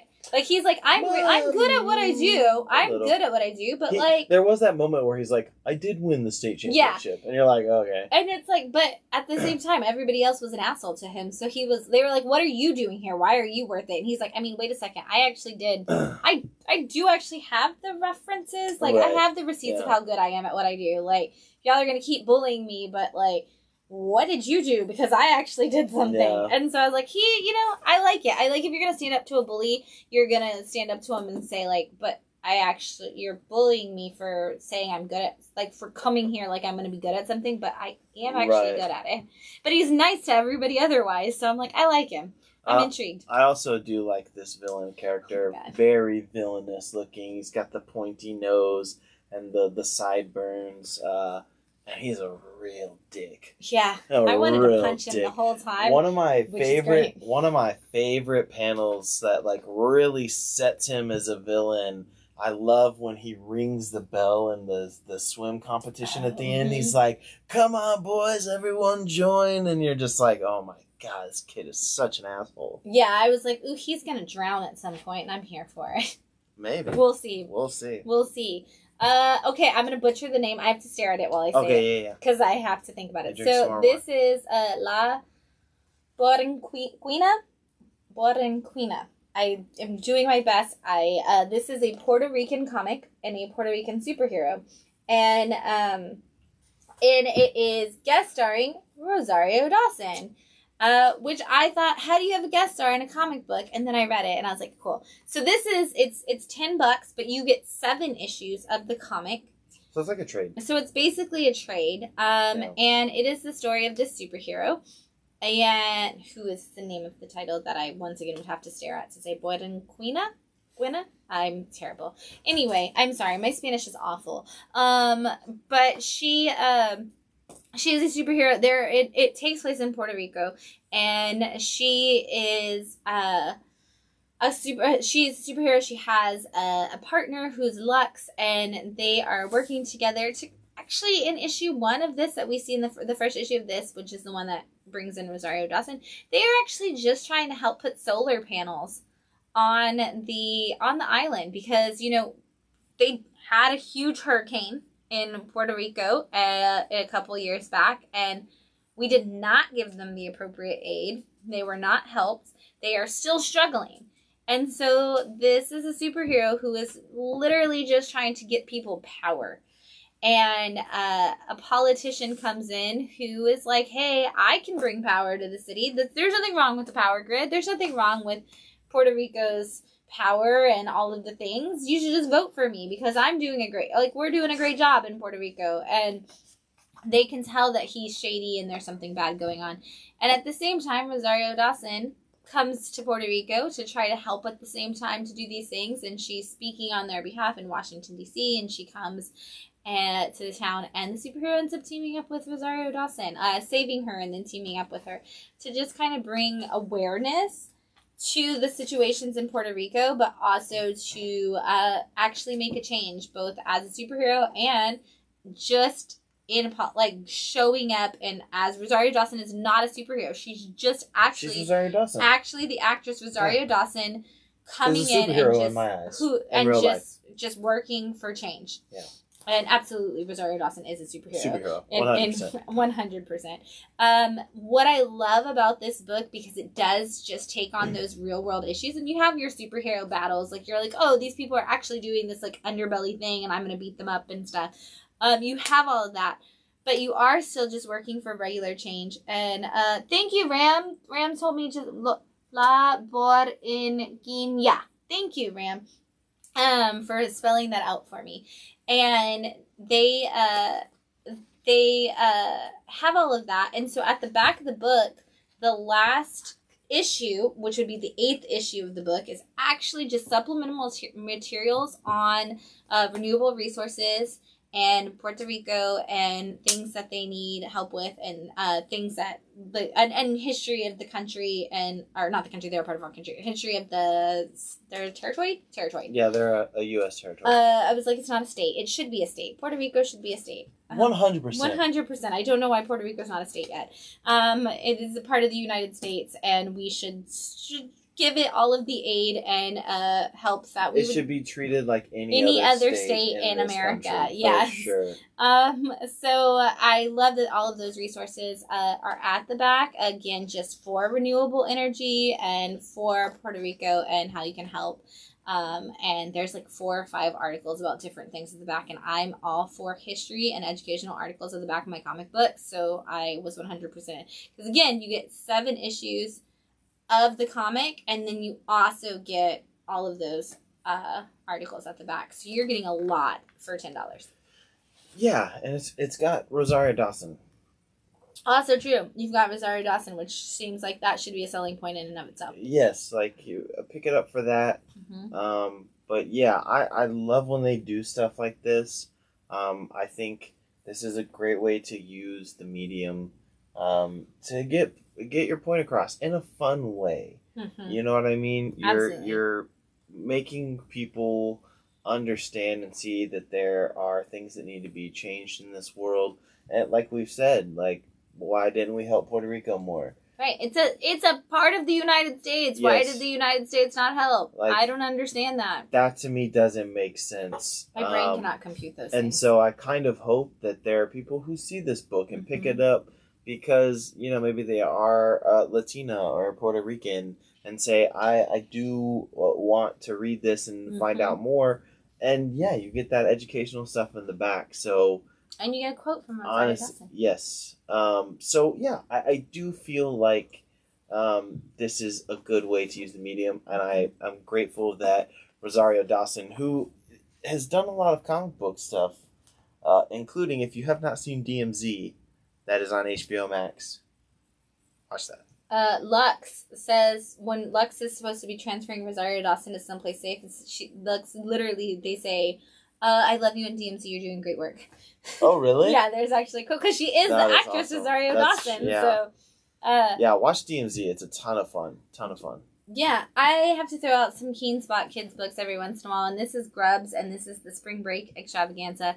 And this is literally, and you're wearing your peanut shirt, so that's why I kept it in the lineup, because this is just like a Dennis the Menace style book. Nice. If you haven't read Grubs before, Grubs is a Dennis the Menace character who, for the modern times. Yeah. And I just wanted to throw that in there really quickly. Because Dennis the Menace is set in the 50s. Yeah. Yeah, like... This is our world's not like that anymore. This is a kid who, like, his family is going on a ski trip, and they have to pick up the cousin, and the cousin doesn't ever do anything. Like, the cousin makes them wait 20 minutes when they go to pick him up because he needs to charge his cell phone. His cell phone died, so he's going to charge his phone before he gets in the car. And then they get to the ski trip, he gets to the car, and he doesn't have a suitcase for his clothes, and he's like, oh, I didn't wash my laundry, and the mom's like, well, don't you have anything to pack it in? He's like, no. But it's fine. And she's like, oh, well, I don't want your clothes to get dirty. He's like, don't worry, they're all dirty. I figured y'all could wash them when we got to the place we're staying. And he's just terrible, gets hurt immediately, so everybody has to ruin their ski trip to, like, take care of the, slacker cousin who got hurt. And the whole thing's just one, like, if you turn the Dennis the Menace strip into a long comic form book, this is what you get. Yeah, and modernize it. This is what you get with Grubs. Also, I love his backwards hat with the really like crazy pointed hair sticking out, like it's just excessive. That's why I read like comic strips and stuff like that. Yeah, it's just goofy. And he has a Calvin and Hobbes kind of situation too, because he does have an imaginary friend, which I think Grubs is actually the imaginary friend. Oh, okay. I could be wrong, but there is a kid that he imagines, and you can see it right there, like him playing with this kid. That kid's not real. Oh, okay. Yeah, so that's him talking to his imaginary friend, if you want to. And they're and it's classic hygiene. It's things like typical kid stuff. But it's super funny. And as an adult, I was like, this is just a comic strip that I'm glad that like I get to read. I wanted to take a break. I put it in the middle of this pile because I know that Grubs is comic strippy, and I was like, great, now I got Grubs. That's all I need. If you want to know what I'm reading in between all the vampire books and all of the intense Jeff Lemire stuff, it's stuff like this. Absolutely. It's just fun, it's lighthearted, and you can read it with your kid. Yeah, it's actually in our kids section if you're ever looking for stuff like that. Speaking of vampire books, finally, a much delayed book from Vault is West of Sundown issue 1. This is Tim Seeley. And I say vampire book, but this is actually going to be more of a Universal Monsters in the Wild West kind of situation. Issue 1 does start with a vampire situation. It starts in New York in the times of the Wild West. So we have a vampire who has come to New York, and she has like her familiar, that, you know, her human who does all her dirty work for her is an Irishman in New York in that like early days of America. And we get their whole story in New York and how they end up having to go to West of Sundown, being that we have to move out to the West. It's Tim Seeley, so it's well written. Yeah. There's a lot of great story that's coming, and the other creator, Aaron Campbell. Okay. And I love, cool. yeah. I love the paneling and the layouts on a lot of the pages on this book. You get a lot of emotion. If this was just a one shot, you'd be like, wow, that was a good story when you get to the end. But it's not. It's a series. And the setup at the end, I was like, oh man, here we go. I'm so ready. I know you didn't get to read it yet, so I'm trying not to say too much. Yeah, I mean, you know, I typically lean towards Vault Comics.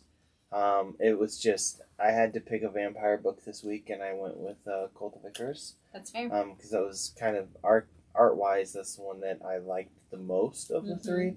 I do really love this art. And I am excited for it, because I do remember at one point there was a lot of hype for this book. Yes. In fact, I've already read it. I read it twice. Oh, holy shit. Okay. Yeah, because I read it when they sent out the PDF to advertise it, and then I read it again this time so I'd be familiar with it, in case you wanted to like deep dive. So it's a lot of hype on this book. Vampires in the West, that's cool. I like the map kind of going through there. So yeah, if you need more vampires.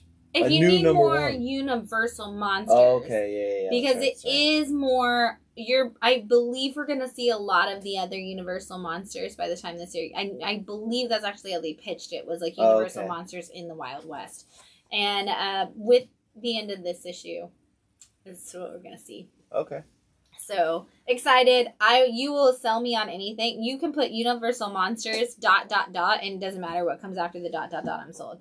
So, here we are. Get some of those story cubes. Just roll them, and that's the universal monster book you're writing. Yeah. That's actually how no, I'm just kidding. And then lastly, number 1, we have Guilt from Ahoy Comics. This was crazy. This is not your typical time traveling book, but it is a time traveling book of its sorts. Yeah. And I kind of what is the this is your classic like unlikely roommate situation. Yeah.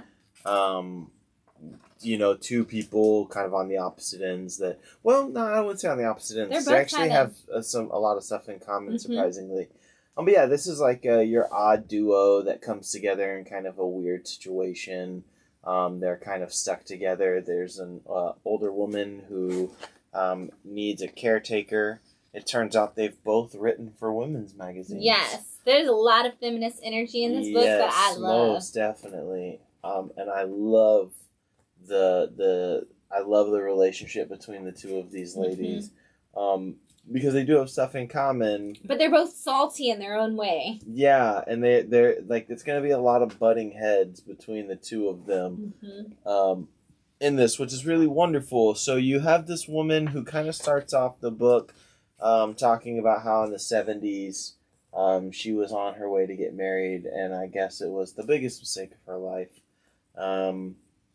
And she needs to get back there to stop herself from doing it. You're right, from making the mistake. So we know that there's time travel in the book, but it does not really come into play until the end. This issue, because she's telling us the story, and she's telling us she needs to go back, and then we meet her caretaker, who's like, "Oh my God, I both love you because you're everything I want to be, and I also hate you because you're kind of a bitch." Well, I love at one point she refers to herself as like an absurdist. Yeah. And she's like, "No, you're a nihilist." Yeah. Like, it's plain and simple. But you're like a watered down. She's like Meryl Streep in Devil Wears Prada, like all of her wit, like the way she cuts her down. Yes. She's like got those quick-witted, like she calls her. Quick-witted responses that you would expect from somebody who was a journalist for so long. Right. And this girl is so excited. She's like about her. She's like, "Oh my gosh, like this is great. I can't believe you did this." And she's like, "Oh, don't fangirl over me, honey." Basically, she's like, "Get it together. Like, you're just, I don't need help." And then somehow they both end up going back in time together. Yeah, this is going to be a really fun book. Really fun book. Because they kind of leave it at the end where you're like, whoa, there's some stuff that they kind of sprinkle in towards the end where you're like, oh, this is deeper than what we were anticipating. Yeah. But I had a lot of fun with this book. I thought it was a blast. I like the relationship. Of course, there's time travel involved, so that's going to be kind of a fun little add-on to this. But yeah, I think this is worth checking out. And I mean, again, I feel like Ahoy has done, they're always especially great. Like Second Coming, they have these kind of like buddy duos. They're very good at that. Yeah, so... And very good at making a point with their comics. If you are not paying attention to Ahoy, you should grab some Ahoy comics. They always have some... I mean, they do the Edgar Allan Poe Snifter of Blood and all the different Edgar Allan Poe books, which I is never great. remember the name of this, and I've mentioned it a few times, but there's a Cats in Space book. Oh. And it's called, like, Captain Ginger or something. Yeah. And that's a fun one, too. I do think Ahoy does a lot of... And they're bringing back Wrong Earth, and Gail Simone is doing it. Yeah. And it's just, Ahoy is a great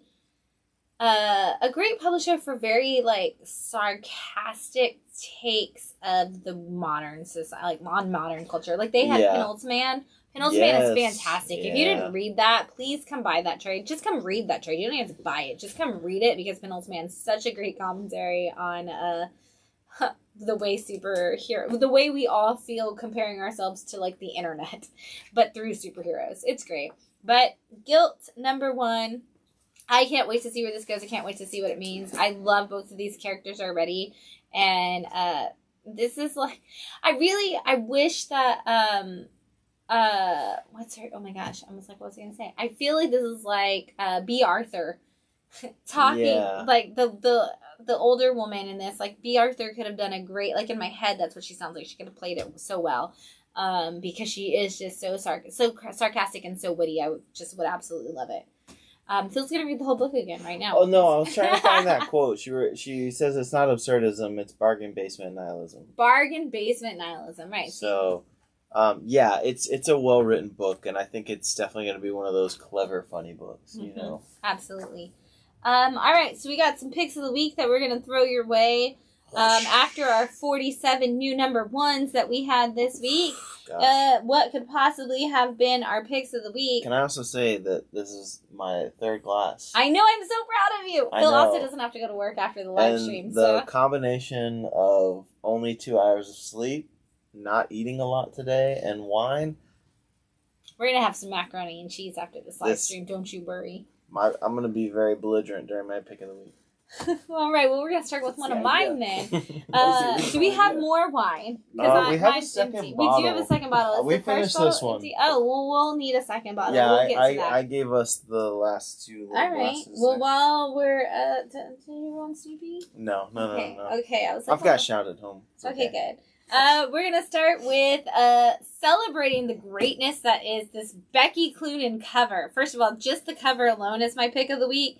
But the book inside of it is really fantastic. But this cover is done by Becky Cloonan. And before we move away from the cover, I would like to remind you that Becky Cloonan, for those of you in Austin, is up for your favorite comic creator in the city of Austin in the Austin Chronicles Best of 2022 poll. So if you have not gone and voted on the Best of Austin poll, you can vote for Becky Cloonan for Best Comic Creator. And if you're looking at this cover right now and you're like, why would I do that, Shannon?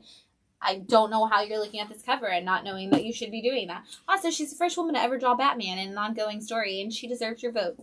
She has definitely done a lot of great stuff. Check out a book called Southern Cross. Oh, yes. That she does with Andy Belanger. Fantastic. That was what sold me on and Becky. The current Wonder Woman that she writes. Well, yes. Yeah, of course, that too. But, yeah, she's definitely proven to be a fantastic creator. Yes, absolutely. And she is one of our Austin own creators, so you should vote for her. But Wonder Woman Historia, this is by Kelly Sue DeConnick, who is also a woman who deserves all of your praises and accolades. And the art on this one is Jean Ha. I always say I want Jean Ha and Adam Hughes to do a thing together, because Adam Hughes signs his ah, and Jean signs his ha, so they'd be aha. Phil's had enough wine tonight that joke hit well. But nice. It's right there. But Jean Ha did this one. A lot of people came in and they were like, oh, wait, Wonder Woman Historia. Like, I can't wait for that Phil Jimenez book. It's not a Phil Jimenez book. It's a Kelly Sue DeConnick book. And Phil Jimenez posted on his Instagram that it took him like a year to do that issue 1 that he did. Which, if you saw the issue 1 that he did, no. Oh yeah, I kind of figured. I assumed. I don't know. I have my personal copy that I could have gone and gotten, but it was the most phenomenal, detailed thing you'll ever see. Good and Lord. There's a reason why Phil Jimenez is not doing the whole series. Force. Oh my God. He's actually going to be at Fan Expo, which we're going to talk about in a minute, and I just want to send I might send my Wonder Woman Historia with you for him. But Jean Ha took over on art on issue 2, and I believe issue 3 will have a different artist entirely as well. Which I love that concept. I do too. Yeah. If you don't know, DC is not known for continuity. It's not a thing that DC is known for. No. Don't need it. We don't need it. This is like, DC is like, hey, if you like this character, come play in our sandbox. Do what you want. Yeah. But we are having our first ever major Amazon-wide event. That's not like a Wonder Woman as a part of other events. This is a Wonder Woman-focused event, and it only deals with the Amazons in the Trial of the Amazons. So, at the same time, DC was like, hey, well, what is the history of the Amazons, and why would we be doing this? And everybody's like, I don't know. because it's different in every Amazon story. So Kelly Sue DeConnick actually wrote Wonder Woman Historia, and issue 1 kind of talks about the fact that there's literally 7,000 different versions of what happened with the Amazon history, and kind of goes into that, how the goddesses made, how it actually happened for the goddesses to make the Amazons, and where that all came from. And we end with the discovery of Hippolyta, who was not an Amazon at the time. And issue 2 follows the rise of Hippolyta from human to Amazon. And which kind of, I love that, because it does actually not change the overly accepted idea that a lot of the Amazons weren't these like God-made creatures, or like God-chosen creatures, or any of this. Like, it's always been like, oh, they're women who like became immortal, and we have that, but we see Hippolyta, and I love that we didn't really change Hippolyta's origin story. We found a way to make it work with this solidified version of the Amazon history. And I absolutely love that. And I love that Hippolyta is basically Spartacus in this, because she's going around and like saving all of these women who are being put into slavery and being traded and being like, trafficked. And she's saving all of them, hoping that the Amazons will come and like meet her and she'll be able to join the Amazons. And then when the Amazons actually get to her and they're like, well, what do you want us to do about it? And she's like, you need to make us Amazons. And they're like, no, that's not how this works. And she's like, well, it is how it works. And they're like, well, which Amazon tribe would you belong to? And she's like, I don't know. You're the Amazons. You tell me. There's 6 tribes. Y'all figure it out. And they're like, well, maybe there should be a 7th tribe. Maybe you should be in charge of the Amazons. Maybe you should have your own Amazon tribe. And she's like, oh, I wouldn't do that. And they were like, no, well, y'all could all be a tribe. And so they're like, okay, well, what if we were a tribe of Amazon women? And they're like, well, how will you determine your battle? Like, or who's your leader? Will you do it through combat? Will you do it through this? Will you do it through that? And they're like, actually, no, we're going to do it democratically. We're going to vote. And we think Hippolyta has proven herself.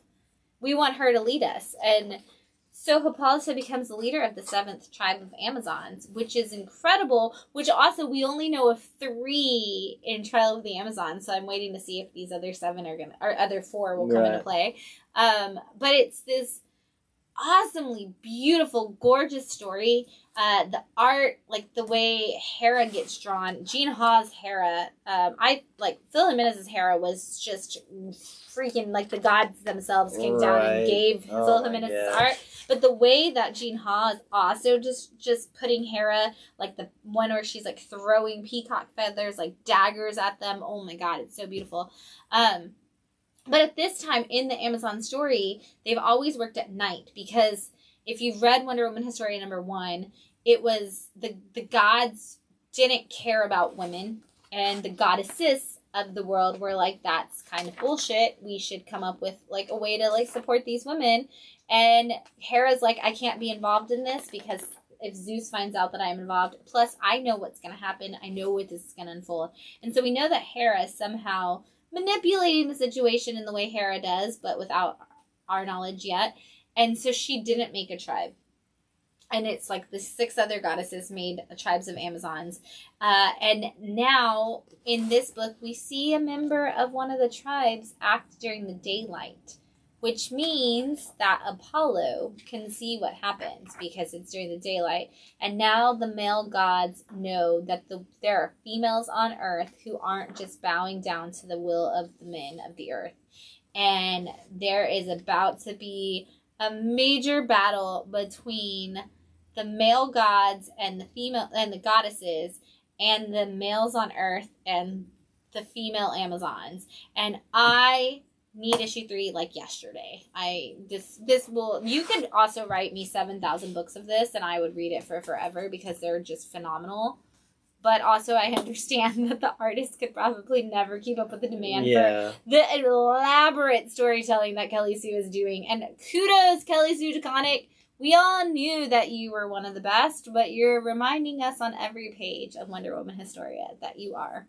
And it's nice, too, that finally we're throwing a bunch of Wonder Woman stuff out there. Hell yeah. It's about damn time. Marvel, take a page out of DC's book. Ooh, you know? Yeah. Because, I mean, this book, I mean, it's tough to follow Phil Jimenez, But I think if you're gonna do a Gene Ha, Gene Ha is a great choice. A solid second choice. It's this wonderful Black Label prestige, so you get to see the art blown up. This is a book that maybe even have some Eisner conversations. Oh, we better. If we don't have Eisner conversations, Yeah. oh my god, I'm gonna be so mad. This is an Eisner book, Most 100%. definitely. Most definitely. And we don't put a lot of big 2 books into our picks of the week, but this will be a pick of the week unless it's Wonder Woman. And it's true. Yeah, Biased. it's always a pick of the week if it's Wonder Woman. But it's also a pick of the week because of Becky Cloonan. Remember to vote for her as an option for your favorite comic creator in Austin, because we love you, Becky, who bought her copy of that book here at Bat City. Just saying. There you go. Just saying. Why am I never here when Becky comes in? I'm never here when Becky comes into the store, but I also killed zombies with Becky playing video games. So this is our second bottle of wine tonight, which is always a great idea. And this is one of mine and Matt's favorite cheap versions of a Cab Franc, which is a Cab Sauv, but in France, essentially. And this is the Franc. It's delicious, and I'm just going to slide it that way for my beautiful producer of a husband. They also had a wine right next to it called the Cab. Ooh. So they had the Cab and the Franc. Well, all right, then. So here we go. Here is Phil's pick of the week. Yes. Star Girl. I wasn't sure for three glasses of wine. Well, for because Phil. they refer to them as Star Girls in the book.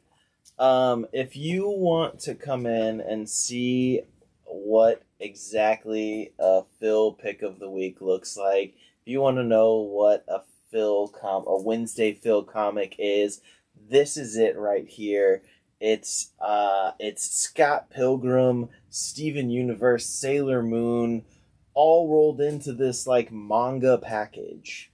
And it's a Behemoth title. It's literally the Phil like catalyst. It's my book. Yeah. It's my book. Like, I mean, and look at this art. This is my art. This is the art of a Philip book. Like, I want every comic to look this fucking beautiful. It has Japanese on it. Yes. Yeah. It is very, very manga. Like, I'm going to show you page layouts that look like they were taken directly from a manga book. I'll go straight to it. And there's a lot of really great things that they do in this book. I'm just going to show you that. I'm just going to show you. He's going to show you the whole book. I'm going to show you the whole book. I'm going to go through the whole book. So this is kind of about there's an imbalance in the universe. And something is coming, and it involves these. I don't want to give too much away because I do.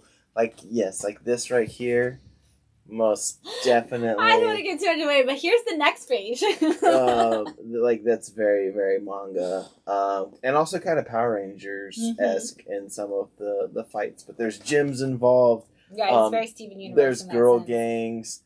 There's really awesome battles. They have superpowers. And also, I'm going to tell you right now, there's a good chance that I'm going to try and cosplay because they're wearing, like, Adidas tracksuits. I know! With, that's like, the windbreaker jackets, and they look cool, and they like Japanese. I have a bright blue Adidas windbreaker jacket if you need to borrow it for the thing. Yeah, I want to cosplay as the Star Girls. And they're called Star Girls. Like, I'm a fan of Jeff Johns' Star Girl. I'm a fan of JSA and all that stuff. Let me find one of these cool manga style, look at that. That looks like an anime cutscene. Yes, very anime cutscene. There's a bit of the like Scott Pilgrim where it seems like that narrator that says something, in that typical narrator voice. This book is just amazing. You can take all the word bubbles out. I don't even need to really. You can just look at the art. Yeah, the art in this book, the colors, it just. Oh my gosh. We were processing the Tuesday comics, and I had volunteers here, and I handed one of the volunteers this book, and I was like, "Look at this book, it's beautiful." And they were like, "Oh, what's it about?" And I was like, I don't know yet, but it's beautiful. I was like, I'm sure I knew when I ordered it, but honestly, I don't know that that's true because when you saw it in the previous catalog, it was just bright blue, purple, and pink, and I was like, I want it. Yeah. It's Behemoth, and it's bright blue, purple, and pink, and it's called Stargirl. I'm in. And then I read it, and I was like, I'm still in. I'm more in now than I thought I was before. I mean, I'm going to be honest, this was the first book I picked up in the pile and said I have to read this one because it gives me all the vibes of everything that I love. Look at that. Fight time. Like, that's Scott Pilgrim / anime. Like, this was a book made for me specifically. It's like someone crawled into my brain and said, I'm going to make a comic just for this guy. I'm pretty sure when I read it in the previous catalog, it said, like an asterisk at the bottom, and then you scroll down to the bottom, and it was like, Wednesday Phil will like this book. And they're not wrong. Like here, I like that it says, like, the Sound Hug missile. You know, it's got the little Japanese underneath. love the ridiculous name for their attacks. Yes. And it tells you the name of all their attacks, which is also ridiculously fantastic. anime and wonderful. Yeah, if you're a fan of anime, if you love, like, ridiculousness, Sailor Moon, Scott Pilgrim, all that stuff, like, this has all of that. Mm-hmm. And I'm really, really hoping that they build on this universe in so many different ways, because it's magical. And Behemoth, if there was ever a time for you to make merchandise, please. I want to put on my bright blue roller skates with the rainbow light up wheels and just walk around like with that book. I actually want with the windbreaker, with the Adidas windbreaker. I often want to just actually run the store in my roller skates, which I have done on at least one occasion. I think you should all the time. Yeah, we can't reach them. It's carpet. It's also carpet. You could lay down a track. Yeah. And then lastly, pick of the week. I know I literally told you you're never going to get to read this whole thing before the end of Stay, so you haven't read it, but you'll vote on it for the Ginny Frizen cover alone. Is Alice... I'm buying it for the Ginny Frizen cover alone. Alice Ever After, issue 1 from Boom Studios. I have been waiting a stupid amount of time for this book because it's Alice in Wonderland, so... I automatically want it. In the same way that you're going to buy it just for Ginny Frizen, I would have bought it just for Alice in Wonderland. Which I kind of figured why it was your pick of the week. Absolutely. And this is, it's Alice. She's older. She's still, it's Victorian time periods. Of course, she lives at home, and it's her dad and all her sisters, and they're trying to remain proper. And they think that she should have grown out of all of the Wonderland stuff that she's done in the past. Mm-hmm. And they tell her, like, oh, you should move on. And it opens with Alice, like, in a store. And she's essentially stealing from the store. She is stealing. It's not essentially. She is stealing from the store. And she gets caught, and a man comes in who's, high society, like, politician of the time kind of guy, and he's like, oh no, Alice isn't stealing, she was picking something out for me to give to my niece. And then you find out that Alice has been she's been running with the wrong crowd, she's doing drugs, and of course that's why everybody thinks she knows she's into Wonderland, because they think it's like this drug induced thing that she goes to, and it may or may not be, we don't know.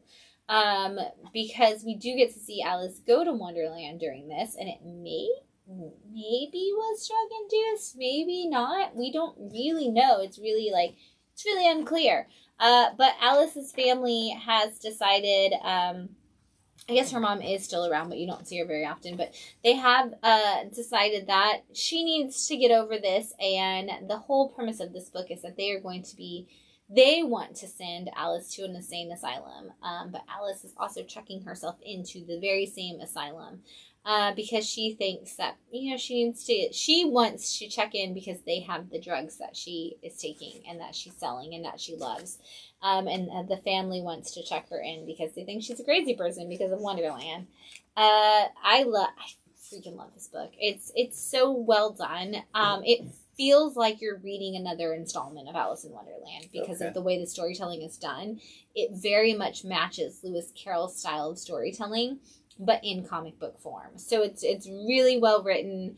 I love the idea of the story. We've kind of seen this concept before of like maybe Alice was just on drugs. We've seen that kind of play out before in a couple of different comic books, but I like the way that instead of it being, oh, it's the future, like super far into the future, this is kind of like, she looks like she's not much older than like a teenager, possibly in her 20s. And so it's still very new, like very young. Also, the narrators are the cats. Nice. So sold. It's there narrated by 2 different We're cat cats. People. Yeah. I love this book. It's fantastic. It's going to be great. It's Boom, so it's perfect. Yeah. Let's just be honest. But Well, I was when I saw this book, I was curious about the writer because I'd seen that name before, and I just looked it up. An Unkindness to Ravens. Fantastic book. Needs which more. Give me more. I loved that fucking book. So immediately, on top of the Jenny Frison cover, my interest has been piqued even more. Also, that Man Expo. We're gonna talk about that more. The problem is I'm gonna blow my load all on one thing at Fan Expo. Yeah, but that's an option there. So those are the picks of the week. All great books. We've got a lot of in stocks we're gonna run through. We're gonna pretend like we're gonna do it fast, but we never do. But we're gonna pretend like we are. First up is Monkey Meat by number 4, Junie Ball at Image Comics. This book is fantastic. It's all about evil corporations and the things they do in this particular issue. Gives you the never meet your heroes complex. And it's an anthology. It's an anthology. So you can come in and pick it up, start at issue 3. Wherever, yeah. Ooh, oh God, issue 3 Issue is 3 is so the best good. one. Yeah, read issue 3. Yeah. Marauders has relaunched. Steve Orlando writing it. It is issue 1 of the new Marauders. Jump in now. Suicide Squad issue 14. We've got issue 2 of Strange, which is Clea as the Sorcerer Supreme by Judd McKay, who is an all-star writer. X-Men Red issue 1. Al Ewing writing X-Men with Storm running Mars. She, some people get their own country. Storm gets her own planet. As she should, because she's phenomenal. X-Force issue 27 is out. Devil's Reign issue 6 of 6. Don't be confused, because we will still have an Omega issue that'll wrap up all of Devil's Reign once the tie-ins have come through. Fantastic Four issue 42. This is part of the Reckoning War. That's the Carnage variant. It's a nice hard cover, it looks like. It does look like, probably is. Captain Marvel Annual. We've got that. We had Captain Marvel last week, but the annual's out this week. Batman back again, issue 121. We are inching closer and closer to Chip Zdarsky, so don't miss the end of Joshua Williamson's run, because I bet you he's going to do something crazy for the end. Hopefully. Apache Delivery Service, issue 4. Of 4. Of 4. That is this the is end. the end of the series. This has been a fun Matt Kent book. Mm-hmm. She-Hulk. This is the Women History Month variant of She-Hulk. This is issue 3 of the new She-Hulk series. Remember, you should buy any of the female-led titles that you want to read at Marvel, so they keep them going, because you can win an Eisner and still be canceled. Loaded Bible, issue 2. Steve Orlando writing this new volume of Tim Seeley's story of Jesus clone fighting vampires. With a Merca and Doffel cover. With a Merca and Doffel cover. New Masters. This is issue 3 of what we were talking about early. This is Shobo's story about a young girl in Africa, a futuristic Africa, where all kinds of things are going wrong. This is Earth Prime Batwoman number 1, which uses our Batwoman from the show. They just canceled it. They Well, they put decided the they're show? not going to renew for a new season. That's a Batwoman. shame. It And was a after they real put her bummer. on the cover, Because the first season was kind of mad to me. That second season, when they I brought thought her was in, a I lot thought she was a better. badass Batwoman. I liked it a lot more. Yeah. So kind of a bummer there. Kind of a bummer. Monkey Prince issue 3 is out. Radiant Red issue 2. This is part of the Radiant Black universe. The Thing issue 6. Loving the Thing solo series. We got a couple of facsimiles this week. Marvel bringing back the facsimiles finally. It's been a minute. Could have just kept Black Widow going, but whatever. What's a facsimile? People ask me every day. A facsimile is a complete reprint of a comic. So ads and everything are exactly the same as they were in the original, but with like a redo of the colors, so they're brighter and still in good shape and Also, a new price. yes, and please pay attention. This is just a side note. When you are on eBay, Yes. please pay attention to that, because there are people on eBay who are to sell them trying as to the sell originals. these as originals. And it's annoying because I have seen them go for Ultimate Fallout 4 they are. the Ultimate Because Fallout 4. that's the They only one I've definitely seen them were, do it with. but I've seen them try and do it with a couple of these other ones. You gotta be very careful. They leave information out. Yes. Yes. And you have to check the price point in the photos. That's Yes. what he's saying. That's what I'm saying. Phil's Yes. Yeah, because it's not that they're not gonna say, oh, this is the facsimile. Yes. They're just gonna say, oh, it's ASM 238. You gotta get it. Right. And the Ultimate Fallout 4, if the Marvel logo is red, it's the facsimile. Yes. And this one does not have the tattoos, though. Right. It's not. Well, so it's not everything There you but go. the tattoo. We also have the Peter Parker Spectacular Spider-Man reprint. Also, if you want that, don't we have that ASM? Do we still have that in the store? The ASM 238. We do have a 6.0. Yeah, CGC graded With tattoos? Uh-huh. of the other one that we just showed, the ASM. Right. The Hobgoblin. Hobgoblin cover. That Yeah. classic. With the iconic. Hobgoblin logo First appearance. label. Oh, that's right. You have the label. Yeah, but here we go. This is this. Matt's gonna go get it. We course. do have Vexilmates coming up of ASM 1 and ASM Annual 1, so that's pretty cool. Also, Matt sold that book. Incredible Hulk. Sure. Yeah. Oh, here you go. Thanks. He didn't even ask me. If you want this, Nothing. I'm just kidding. I'm being a dick. if you did want to get that ASM 238 Hobgoblin, we do have it in a 6.0 graded. You can see that right there with the Hobgoblin logo on it, where he's ripping up the book, which is super cool. The beautiful Romita cover. Yes. I was about to struggle saying. Yeah, you did. It's a little bit. Moon Knight issue 10 from Jed McKay. Read Jed McKay's Moon Knight. Dude, it's so freaking good. I've heard a lot of positive things, Oh, it's especially so with the good. TV show. Everyone's like, you can't sleep on this book. You cannot sleep on this book. The Great Jed McKay cover, Moon too. Knight is fantastic. It's been so good. We at Bad City do have a Moon Knight box, so if you're like, hey, I just watched episodes 1 and 2 of Moon Knight, which you should. It's on Disney Plus. It's fantastic. If you're a Moon Knight fan. Yeah. Or if you're not, it's just a good show. But if you're a Moon Knight fan, holy shit, is it good. We have a Moon Knight Oscar box, so you Isaac, can come find all of you your... know. Dude, I'm not going to lie. I love Oscar Isaac. I don't. Oh. And yet, as Moon Knight, I do.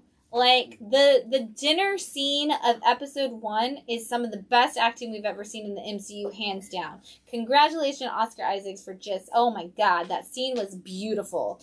Do you know what I'm talking about? The one where he goes to dinner. By himself? Yeah. And the camera only looks at him while he's explaining to the waiter, like, what he's doing there. And he talks about it. And I actually, we have a customer that he's very open about the fact that he has DID syndrome. And he said that a lot of people always ask him about Moon Knight. And I was like, before you watch the show, like, can I give you some of the stuff about the show? And you can tell me, like, how you... But so in case it is triggering, in advance. And I was talking to him about it.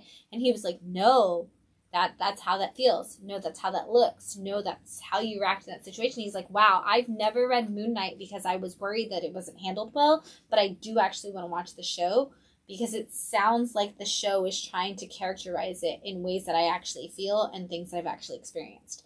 And so I'm actually really, really curious for more of that in general, because I was like, and then they just kind of do this, like, kind of thing, and like suddenly you're in the next spot, and he's like, that's how it feels. It does actually feel like that. So I thought that was a really cool feedback to hear on the show. So I hope he actually does get to watch it, because I want to hear more of his experience with it. World of Krypton issue 5 of 6, almost done on that one. Speaking of things almost wrapping up, 1 Star Squadron is on issue 5 of 6 as well.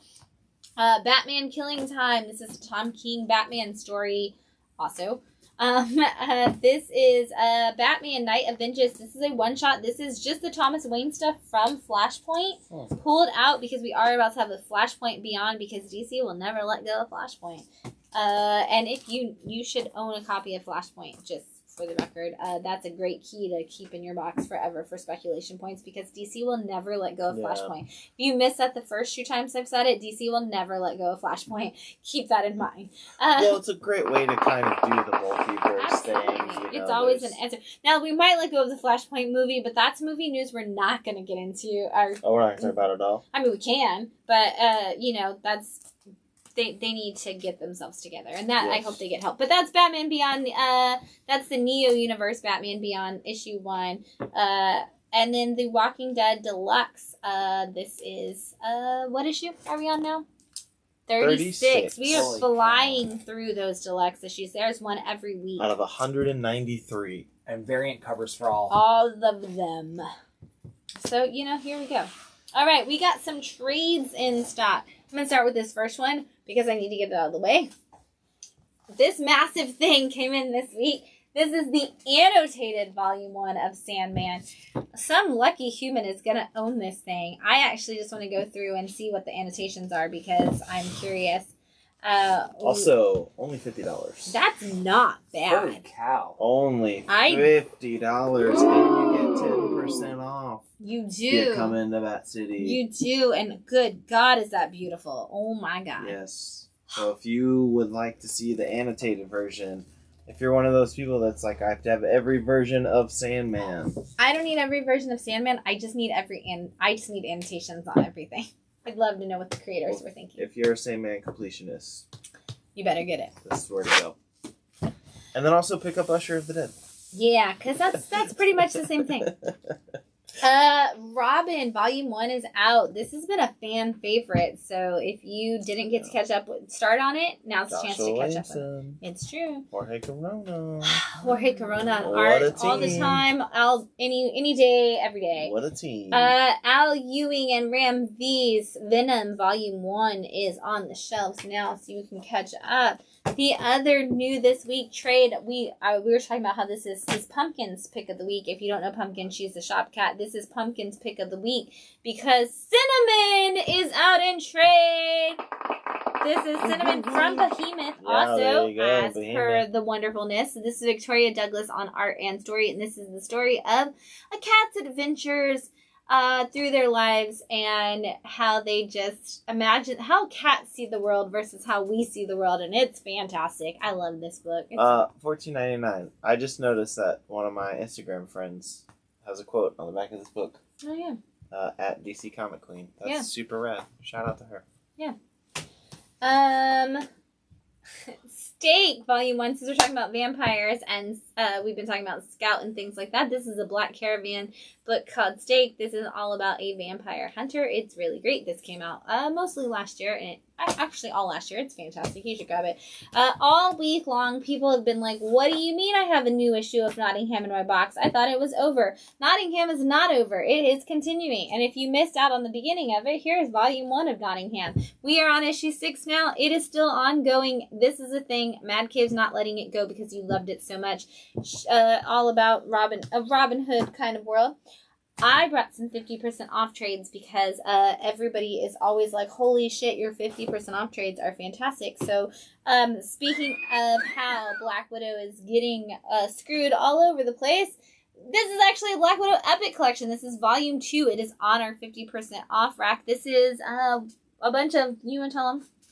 I'm just going to say it's from 1981 to 1998. There's a whole lot of stuff in here. But 44 issues, correct, Matt? Isn't that what's usually in an Epic? 21. 21 issues. I don't know where I got $44. $44. There you go. But half off. $39.99, half off. It's got the Marvel fanfare. Yeah, that beautiful George Perez cover. I love that fucking cover. Do you? Mm-hmm. Time with George Perez. I'm too drunk to look for this. You're doing a great job. It's in there. You can have it. Look at those Marvel fanfare covers. They're super cool. Blade, Blood and Chaos, also on our half off rack, which means that it is only something. I'm out of dollars. $34.99, so it's like $18. Yeah. But this is some of the good stuff. This has got the Bart Sears run in it, and the Mark and Draco run. There it is. That's the one. Do you want to show it? Yes, because it's one of the greatest. It's my favorite. I think it's my favorite comic cover of all time. One of the best comic covers, for sure. I really think it's my favorite comic book cover of all time. Yes. Like, that's phenomenal. It's beautiful. George Perez, you're the greatest. Classic. I love you. Don't we all? We all do. We do. Don't we all? And then one of Phil's favorite books to giggle through of happiness is Silk Out of the Spider-Verse. This is on our half off rack now. Come check it out. This is Silk and Black Cat and Spider-Man all in one story. You get everything you need. And then some DC books that are on the half off. We're going to start with the trade paperback of the Joker War Saga. This is brand new, and it is half off in our rack. If you read James Tynion's Batman run, $15. You need it. $15. Look at that. That's huge. That's great. And then we have a copy of Batman No Man's Land Volume 1 on our rack, which is kind of a huge deal if you think about it in terms of the fact that we also have Batman Year 1 and This guy right here will tell you that's all you need to know to prep for the Robert Pattinson Batman world. Yes. I don't want to give too much away with Batman. I mean, if you haven't seen it yet, shame on you. But there's some possibilities. But the Batman movie is a direct sequel to this comic book, and I will tell you that because Jim Lee told me that, so I don't feel bad saying that, but it is a sequel to this, and it is so true. This is you need to read, if you read year 1 of Batman before you go into the movie where he literally starts the movie by writing year 2 on a piece of paper, you will be well prepared and feel like it. And honestly and truthfully, the artwork of Catwoman in this is just drawings of Zoe Kravitz before she was born. Yeah. She was probably born, most definitely. Also, if you've never read No Man's Land, read it. It's a really fun Batman story. Yeah, and those are half off. Half off. Half off. I'm pretty sure the No Man's Land volume is less than $10. That's stupid. Less than $10. What kind of idiots would do that? Crazy. We're giving books away here in Bat City. And that happens too. If you come on the right day at the right time, Matt and I might just give you something special. And actually, if you are a child, you always get a free book at Bat City every time you come in because that's how we do things. Oh. You're welcome. I haven't tried this one yet. I It's know. our favorite. It's a favorite. It's not my favorite, but it is good. Whoa, that's a weird taste. I don't know what that taste is. Especially with the other one in your mouth. It's What are the flavors? French. Oh, then I don't like it. I don't have an Grapes. answer to you. It's grapes from France. Raspberry. I didn't realize that so many wines Peppery have raspberry. perfume. No, of course. That's why Matt likes it. It's raspberry and peppery. There you go. It's France. It's a French version of a Cab Sav. That's what it is. Made in California. Made in California. Vive la France. There you go. We'll put this back over here. We've got some comic book news coming your way, and it's not a lot of news, really. We finally, I have to talk to Phil about this, and I'm going to do it in front of all of y'all because we haven't had a chance to do it in person yet. Uh-oh. They finally announced all the comic creators for Did they? Expo. Yes, Fan Expo Dallas, which is kind of one of there are 2 really big cons in Texas, and then there's like other cons, but there's 2 major ones, which is Fan Expo Dallas and Comic Palooza in Houston. And Fan Expo Dallas always has a really great comic creator line, and they've kind of pushed it until the last minute for announcing. I guess not last minute because it's not until June, but it feels like last minute. Yeah. But some of the creators that are coming are Tone Rodriguez, who does Stray Dogs, Frank Thierry, who's just wonderful, Sam De La Rosa, who's one of my favorite people on the planet. I love you, Sam. If you're a Venom Lethal Protector fan, you need to meet Sam someday. Yannick Paquette, holy cow, that is some talent right there. Yeah. Whoa. Yeah. So good luck picking Scott which Snyder Swamp Thing. I was gonna say. I know. Yeah. Yeah. That's the thing. Dan Ponosayan, who we just talked about with Alice Ever After and I don't know how to say Greek. It's Panosian. Panosian? Oh, yeah. Oh, thank you. I mean, I know how to speak Greek, but that's not how I would have said that. I don't. But Joe Rubenstein will be there, as per usual. Mark Russell is going to be there. I know. Oh my gosh. What do I get signed? I've already had people. I've had people ask me. We had some people buy Not All Robots for that reason already this week. But I've had people ask me what I would get signed by Mark Russell like all week long, and I'm like, Second Coming. Oh, Second Coming. That's an easy one for me as well. It's my book. I love it. Not Second Coming. No. Flintstones. Flintstones for 100%. you. Yes, that's your Mark Russell. One of my favorite books. Oh my god. Yeah. Right. Deadbox for Matt. For me, it's Second Coming, hands down. I put Second Coming in everybody's hands. The opportunity to finally get to meet that man and thank him for all the joy. For all of it. All of the joy he has given us. Speaking of people. I'm so thrilled. People I want to thank for all the joy they've given me. Stephanie Phillips will be there. Oh my god. Amanda Mungy is such a beautiful freaking masterpiece of feminist kick-ass work. Also, her Harley Quinn stories right now are wonderful, but Stephanie Phillips is going to be there. I was talking to somebody about that today, and I was like, I mean, what do you take? Do you take Nuclear Family? Do you take Red Atlantis? Do you take Amanda Mungy? Do you take Butcher of Paris? And they were like, oh, I thought you were just going to say Harley Quinn. And I was like, Harley Quinn. Oh, yeah. Then there's Harley Quinn. No, I'm all about Stephanie's independent work. Stephanie Phillips is one of my favorites. Tom King will be there, which we very rarely get Tom King this far south, so I'm super excited. Clayman will be there, which kind of happens periodically, but not at the same time as Tom King. Are you ready? Doc Shaner's going to be there. Phil doesn't have enough money for this, guys. He's not prepared. And you know what's crazy? I have the Strange Adventures #1 blank. I know. And Doc Shaner will be there. I wonder Just how saying. much the sketches We'll are. see. The Miranda brothers will be there for all of you We Live fans. Yeah. Oh my gosh. Tyler Kirkham. Phil Jimenez is going to be there, so you're taking my Wonder Woman with you. Isaac Goodhart, who's going to be there, who did the Nick and Nora and Victor, the Mr. Freeze. Victor and Nora, oh my god, I'm going to say this right finally. Victor and Nora, the Mr. Freeze graphic novel. Yes. Isaac Goodhart did that. Sweet. I swear I can say words today. You might have to take our graphic novel for us. Whatever you need me to take. Alan Quah will be there. I'm in. Humberto Ramos will be there for Strange Academy fans. Ooh. Tony Daniel will be there. Nice. Matina's going to be there. Nice. Of course, Kevin Smith is going to be there. Yes. And as listed as a comic creator as well, so I'm guessing that means he'll have a table where you can get your comics signed, because he's listed in the comics creator section. Of course, Donnie Cates will be there with both Ryan Stegman and Ryan Otley. Oh, really? Yes, so Ryan Otley will be there as And well the for you Ryans. Invincible fans. And Megan Hutchinson Cates will be there, and she's listed as for Flood. So I'm fingers crossed we'll see some Flood before June if Megan's being listed as. We won't see it in print because it's going to be a Substack thing. So I was like, I don't know why you're listing her for that for now. And of course, Jim Lee. Yes, Jim Lee. Mm-hmm. You can't go wrong with Jim Lee. You can't go wrong with Jim The Lee. first time I met him was at Fan Expo. I just want to hug him. Every time I say his name, I think I should hug him. You know what? I want to hug him, and then every time the time I did, I set the book down, and they're like, all right, you gotta go. There's 1,000 people behind you that are trying to do the same thing. Yeah, like the guy in front of me too was like, hey, can I get a picture? And the guy next to him was like, no, go. He signed the book, get out of here. And I was like, oh god, I just want to talk to him for like an hour. I just need to spend all of my time talking to Jim Lee. It's fine. I'm okay with it. I miss the day at Fan Expo because I say this, I think Fan Expo, because of the Mark Hamill debacle a few years back, is really good on their line control now. But I miss the days of just seeing Jim Lee sitting at like the table and being able to talk to him.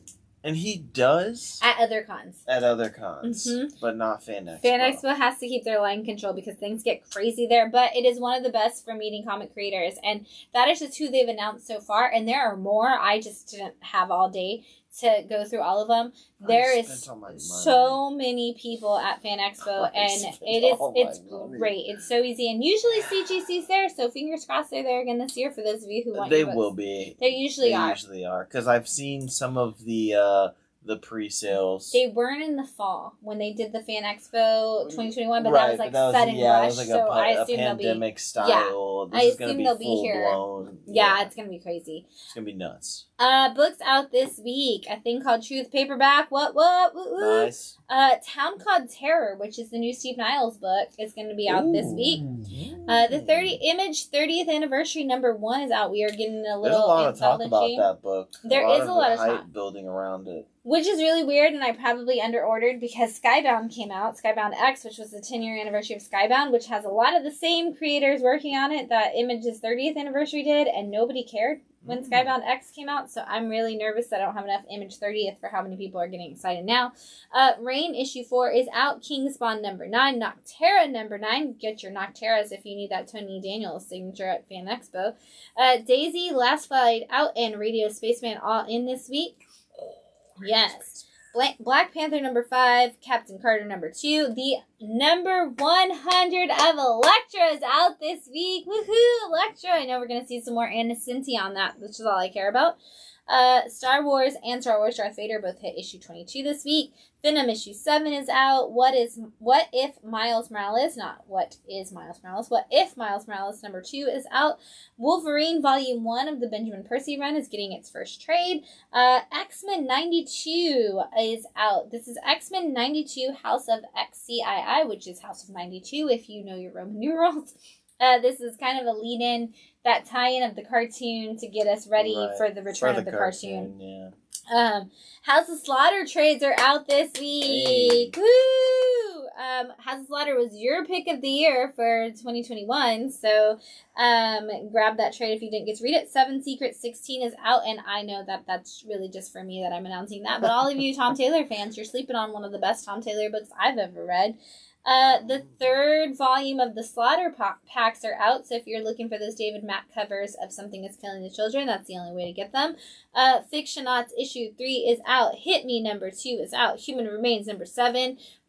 Issue 3 of the Heathen Vault Reserve issues is out. Talk about those soft, beautiful covers. Jonna and the Impossible Monsters volume 2 is out. Very excited for another trade. I don't know if you're ready for this, Phil. This is your moment. Kaiju Score returns this week. Yeah, Kaiju Score. Yeah, that needs all the sound effects. We actually do have volume 1 of Kaiju Score, and I should have brought that with us to show you if you needed it, but Kaiju Score does return this week. I'm very excited. Last book you'll ever read is at issue 7 and still going. Good job, Cullen Bunn. Keep it up. Life Zero number 3 is out from Ablaze. Red Room Trigger Warnings number 2. The Rush is finally back with issue 5. And even longer than that, We Ride Titans number 3 is finally coming our way. Finally. Oh my gosh. So excited that we are finally going to see We Ride Titans number 3. I almost took it off the wall. It's been so long since we saw an issue. These paper shortages. They're tough. Seem like they hit Vault really hard in the last couple of months. So I'm glad that Vault's finally getting some titles back on shelves. Because we love Vault. They're fantastic. If you are really good at editing, they're hiring a managing editor for Vault for the first time ever in the history of the company, all 5 years. It's always just been Adrian Wassel doing all the editing, and he's finally hiring a managing editor. So if you are an editor, I believe they're still hiring for that job on Indeed. I was just going to say that Marvel could sacrifice some of the paper that they use for books that we don't care about, but based on the Marvel paper quality lately... Marvel sacrificed their paper quality on in order to get that. And did you see some of the photos where it's like see-through? Did I? I mean, I saw some of the books. I get the books in. It is a thing. Last week when Savage Spider-Man came out, it literally felt like crepe paper. Like the kind that you make streamers in your house. Yeah. That's what it was like. It was like crepe paper. And a lot of people came to me this week and they were like, hey, like my Spider-Punk feels really not good. And I'm like, yeah, they're saving the good paper for their X-Men titles and their other big books that they know they're going to sell. But a lot of these like new number 1s and stuff are all coming in on this like really, really thin paper. And I think you could just get rid of some of the variants and use the same quality paper for all of them. Or, hot take, not give Rob Liefeld a new book like you just did. You know, wait, what? That's not on this live stream. I didn't bring it with me. But there was a new Deadpool book by Rob Liefeld this week. It's Deadpool? It's called Bad Blood. Whatever. Somebody this week was like, he even copied Taylor Swift to name it. And I was like, I love you. You win for the week. You know, the other thing is, too, that some of these titles, make them digital. You know? Not Spider-Punk. Because Spider-Punk pissed off a lot of people this week with how awesome it was about its anti-capitalism. And here is the thing I have to say, and this is going on YouTube, so we're probably going to get a lot of hate when I say this. But if you read Spider-Punk and you thought, I'm mad at a character called Spider-Punk for being anti-capitalism and anti-Nazis and quoting the Misfits, you missed the punk part of the name. Yeah. Because obviously, he's anti-capitalism, he's anti-Nazis, and he quotes the Misfits a lot because he's Spider-Punk. That's literally punk rock. And if you thought that he wasn't going to be anti-capitalism and you picked up that book, I'm sorry that you grabbed the wrong book because he's anti-capitalism because he's a punk spider. And that just makes sense. You should have known what you were getting into when you picked up the book called Spider-Punk.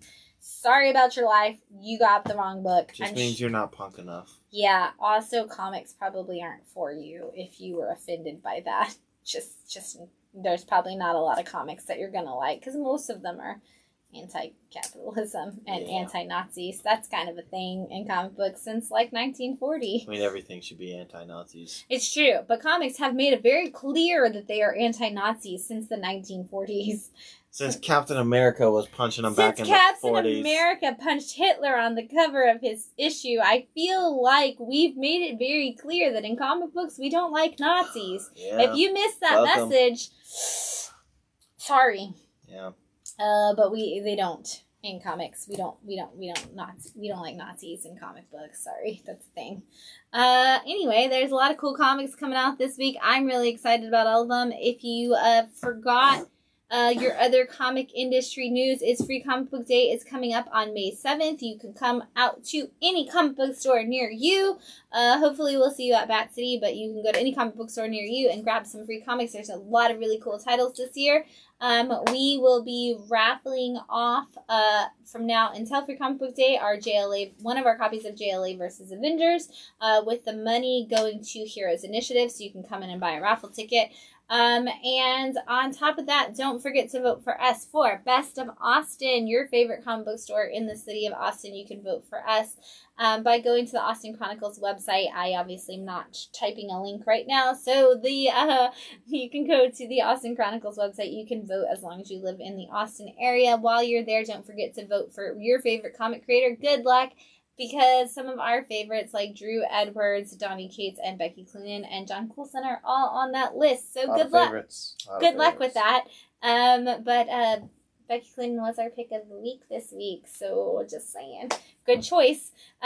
We love you all. We hope you have a great week. We'll see you on Wednesday for New Comic Book Day. Otherwise, we'll see you next Sunday for Wind Down Your Weekend. Thank you so much, everybody, for joining us. I'm Swan Prashan. This is Wednesday Phil. We'll see you then. Bye. Bye.